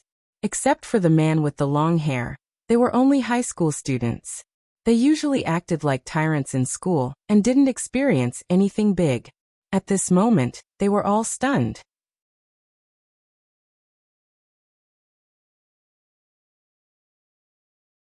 Chapter 16. Su Yin suddenly stretched out his hand and slapped the table. The long-haired youth used all of his strength, but was unable to flip it over. His face turned red with embarrassment. At this time, the long-haired youth realized that he was no match for Su Yin. He turned around and wanted to run. Su Yin stepped forward and grabbed his collar. He pulled him back and punched him in the face. This punch hit the tip of the long-haired youth's nose. The long-haired youth's brow bone was broken and blood flowed out. 2 of his front teeth were also knocked out. His mouth was filled with sour, sweet, bitter, and spicy tastes. Su Yin only had one word to use when dealing with this kind of hooligan. Beat him up. The long-haired youth could not resist and quickly begged for mercy. His front teeth were knocked out and he spoke with a voice full of air. "I was wrong. I was wrong. Don't hit me." Su Yin threw the long-haired youth to the ground like he was throwing garbage. "What's the situation with the fly? Who taught you this crooked trick?" "Brother, I beg you to forgive me and let me go." The long-haired youth naturally did not dare to speak carelessly. "You're quite stubborn." Su Yin chuckled. "Guogua, bring me the knife." Ruan Qingshuang knew that Su Yin was only scaring them. Therefore, she allowed Guogua to excitedly run to the kitchen and bring back a kitchen knife. When the long-haired youth saw the shiny kitchen knife, he could not help but feel his scalp go numb. "Brother, what are you doing? Let's talk things over. I was the one who released the fly. I even blew it up at home. You can just treat it as a fart. You're really wicked, aren't you?" Su Yin raised the kitchen knife in his hand, which gleamed coldly. "Who did this?" "Brother, I deserve to be cut. Give me a chance, I will definitely change." The long-haired youth's Adam's apple moved. His legs trembled and he was about to pee. Su Yin sneered. "I gave you a chance, but you refused to speak. I will count to 3. The 4th Wolfgang. The 4th Wolfgang asked me to do this." The long-haired young man did not wait for Su Yin to start counting before shouting out. He even frantically took out a small bottle with 4 or 5 fried flies in it from his pocket. "This is also what they gave me." Seeing this, everyone also confirmed the truth of the matter. They all cursed this group of gangsters and the 4th Wolfgang for being despicable. Their worries about the hygiene of the medicinal cuisine house just now were swept away. After such a disturbance, not only did the reputation of the medicinal cuisine restaurant not be affected, but it also made more people believe that the medicinal cuisine was in charge of hygiene. Guogua also opened a public kitchen. As long as it didn't affect Su Yin's work, customers could enter the kitchen and watch as they pleased. The smile on Ruan Qingshuang's face became more and more relaxed. Ever since she came to Hudong City alone, she had never felt as relaxed as she did today. Now, she did not regret her decision to run away from the marriage. Who would have thought that now, not only did she not have nothing, but she also had her own medicinal cuisine restaurant, an innocent and lovely daughter, and even met a man who could make her fall in love with him. After the 5 troublemakers were driven away, the business of the medicinal cuisine house was even better than yesterday's scene. Su Yun's legs were weak from cooking, and Guoguo's hands were cramping from counting money. When the last wave of customers finally left, Su Yun was relieved. Soon he made 3 servings of grass stone silkworm quail soup and an old duck steamed yam. He called Ruan Qingshuang and Guoguo to eat together. At this time, Qin Wan'er suddenly pushed the door open and entered. Sister Wan'er. Guoguo jumped up and greeted her. Guoguo, did you miss me? Qin Wan'er held Guoguo's little hand and giggled. Ruan Qingshuang was also in a good mood and greeted her. Wan'er, you are here. Have you eaten? Come and have some with us. Hehe, Sister Qingshuang knows me well. I really haven't eaten yet. Qin Wan'er playfully stuck out her tongue. Guoguo looked at the two with a confused face. I call Sister Wan'er, and Sister Wan'er calls Mom Sister. Then should I call Mom Sister too? You still have to call me Mom. Ruan Qingshuang was annoyed and amused at the same time. Qin Wan'er was amused by Guoguo's cuteness. Then, what does Guoguo want to do? Why don't Guoguo call Sister Wan'er Mom Wan'er instead? That won't do. Guoguo pointed at Su Yin with a serious face. That would be too easy for my dad. He only has 2 wives. Ruan Qingshuang and Qin Wan'er were instantly speechless by Guoguo's words. Cough. Su Yin coughed softly and changed the topic of Guoguo. Qin Wan'er, I didn't see you when I was working. Now that I'm eating, you're here. Is there anyone who does chores like you? Qin Wan'er snorted. That morning, there was a commendation ceremony in the station. Everyone was praising her for the great contribution she made yesterday.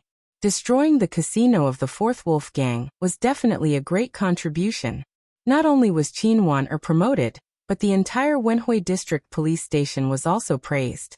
Inspector Liu was in a good mood. He gave Qin Wan'er half a day off and asked her to go home and report the good news. Qin Wan'er didn't go home directly. Instead, she went to the medicinal cuisine restaurant because she knew that all the credit belonged to Su Yun. It had nothing to do with her. Qin Wan'er originally wanted to thank Su Yun, but she was angry when she saw him. I'm here to talk to Sister Qingshuang and Guoguo. Can't I? It has nothing to do with a man like you. Dad, go and make 2 more dishes. Guoguo said. It's not convenient for you to interrupt when a woman is talking. Su Yun smiled. It would be a good thing if these 2 beauties became sisters. At least Ruan Qingshuang would not be alone here. He didn't have to worry about her being bullied. After all, Su Yun didn't know if he would stay in Hudong City forever. Things were unpredictable. He had even left the place that he wanted to stay for the rest of his life. Where else could he stay for the rest of his life? The 3 women were like a drama. Obviously, although Guoguo was young, her mental age was not young. She chatted well with Qin Wan'er. Moreover, the 3 of them made an appointment to go shopping and buy beautiful clothes the next weekend. In the blink of an eye, it was 4 o'clock in the afternoon. The guys who sold vegetables and meat that they had agreed on in the morning came to deliver the goods. Although Qin Wan'er was the only daughter at home, she completely put down her pride and helped Ruan Qingshuang and Su Yin to unload the goods. Su Yin was very satisfied with Qin Wan'er's performance. He proudly pulled Guoguo to his side and said, What do you think? The free handyman that Godfather found is not bad, right? Dad, why do I feel that you want to find a second mother for Guoguo? Guoguo looked at Su Yin with suspicion. Qin Wan'er blushed because of Guoguo. Ruan Qingshuang stared at Guoguo and said, Is your butt itching again? I'm just saying what you think. Guoguo pretended to be serious. Fortunately, Qin Wan'er picked up the phone and relieved the awkward atmosphere. She said a few words and then hung up the phone. I'll go back to the police station first. They said that the boss of the 4th Wolf Gang went to bail someone out. Sister Wan'er, 30,000 yuan. Guoguo quickly stretched out 3 chubby fingers. Okay. Qin Wanner did not waste any time. After saying goodbye to Ruan Qingshuang and Su Yin, she quickly rode back to the police station. Not long after Qin Wanner left, the business of the medicinal cuisine restaurant continued. Everyone who had tried the medicinal cuisine was full of praise. Word of mouth spread, and soon, the medicinal cuisine restaurant became the most popular restaurant in the Wenhui district of Hudong City. At night, they were busy until 8 or 9 o'clock. Finally, the restaurant was empty. For the first time, Guogua stuffed the money into her wallet without counting it. She did not want to count it anymore. Tired. Sister Shuang, if there's nothing else, I'll go back first. You and Guogua should go to bed early. Su Yin took off his apron and changed back into his underwear and singlet. You don't have to get up early to buy groceries. You should sleep more in the morning. Then be careful on the road. Ruan Qingshuang still couldn't open her mouth to ask him to stay. Guogua looked at her mother, who wanted to say something but stopped on second thought. She sighed and shook her head like an adult. You're too reserved. Sigh. Before Su Yin went out, a beam of dazzling xenon headlights penetrated the glass door and directly shot into the medicinal cuisine restaurant. Ruan Qingshuang and Guogua's eyes turned dark. After the lights of the shiny black Audi A6 were turned off, a tall and thin young man jumped out of the driver's seat. He quickly opened the back door of the car. A middle-aged man with white hair and triangular eyes got out of the car. He gave off a vicious and unpleasant feeling. Then a few more cars stopped behind the Audi. A group of burly men with dragon and tiger tattoos got out of each car. The people and cars together almost surrounded the medicinal cuisine restaurant. Su Yun's keen sense of smell told him that this person did not come with good intentions. Ruan Qingshuang frowned slightly and was a little nervous. Guogua's eyes also showed a touch of anxiety. She quickly hid behind Su Yin. Although the middle-aged man was smiling, he did not give off the slightest sense of kindness. He went straight to the medicinal cuisine restaurant. The tall and thin young man who opened the door for him closed the door and quickly came to open the door. Su Yin said to the middle-aged man with a ferocious face, "Have you eaten?" "Yes, I have." The middle-aged man's voice was hoarse. He found a seat alone and sat down. He said to himself, "Medicinal cuisine is good stuff. It's the product of the combination of China's traditional medical knowledge and cooking experience. It not only uses medicine as food, but also gives medicine to the food. Medicine borrows the power of food, and food helps the medicine's power. The two complement each other and bring out the best in each other." As he spoke, the middle-aged man looked up at Su Yin, revealing a vicious look. He opened his mouth and said in a hoarse voice, "Am I right?" Su Yin immediately recognized the man's hoarse voice. He then sneered, "I should be the one looking for you, but I didn't expect you to come to me." The middle-aged man touched the sparse hair on his head. "Su Yin, you have the ability to step on 3 of my brothers. I admire your ability very much. As the saying goes, a wise man submits to circumstances. If you work with me, I promise you will live 100 or 1,000 times more comfortable than now. I'm not a wise man, and I also want to give you a word of advice." Su Yin smiled slightly. The middle-aged man frowned. In the past, when he took the initiative to throw out an olive branch, not many people would refuse. "What?" Su Yun's face was disapproving. "You have chicken feathers on a bat. Who do you think you are? Look at your age. I feel embarrassed to hit you. I'll give you a chance. Get out."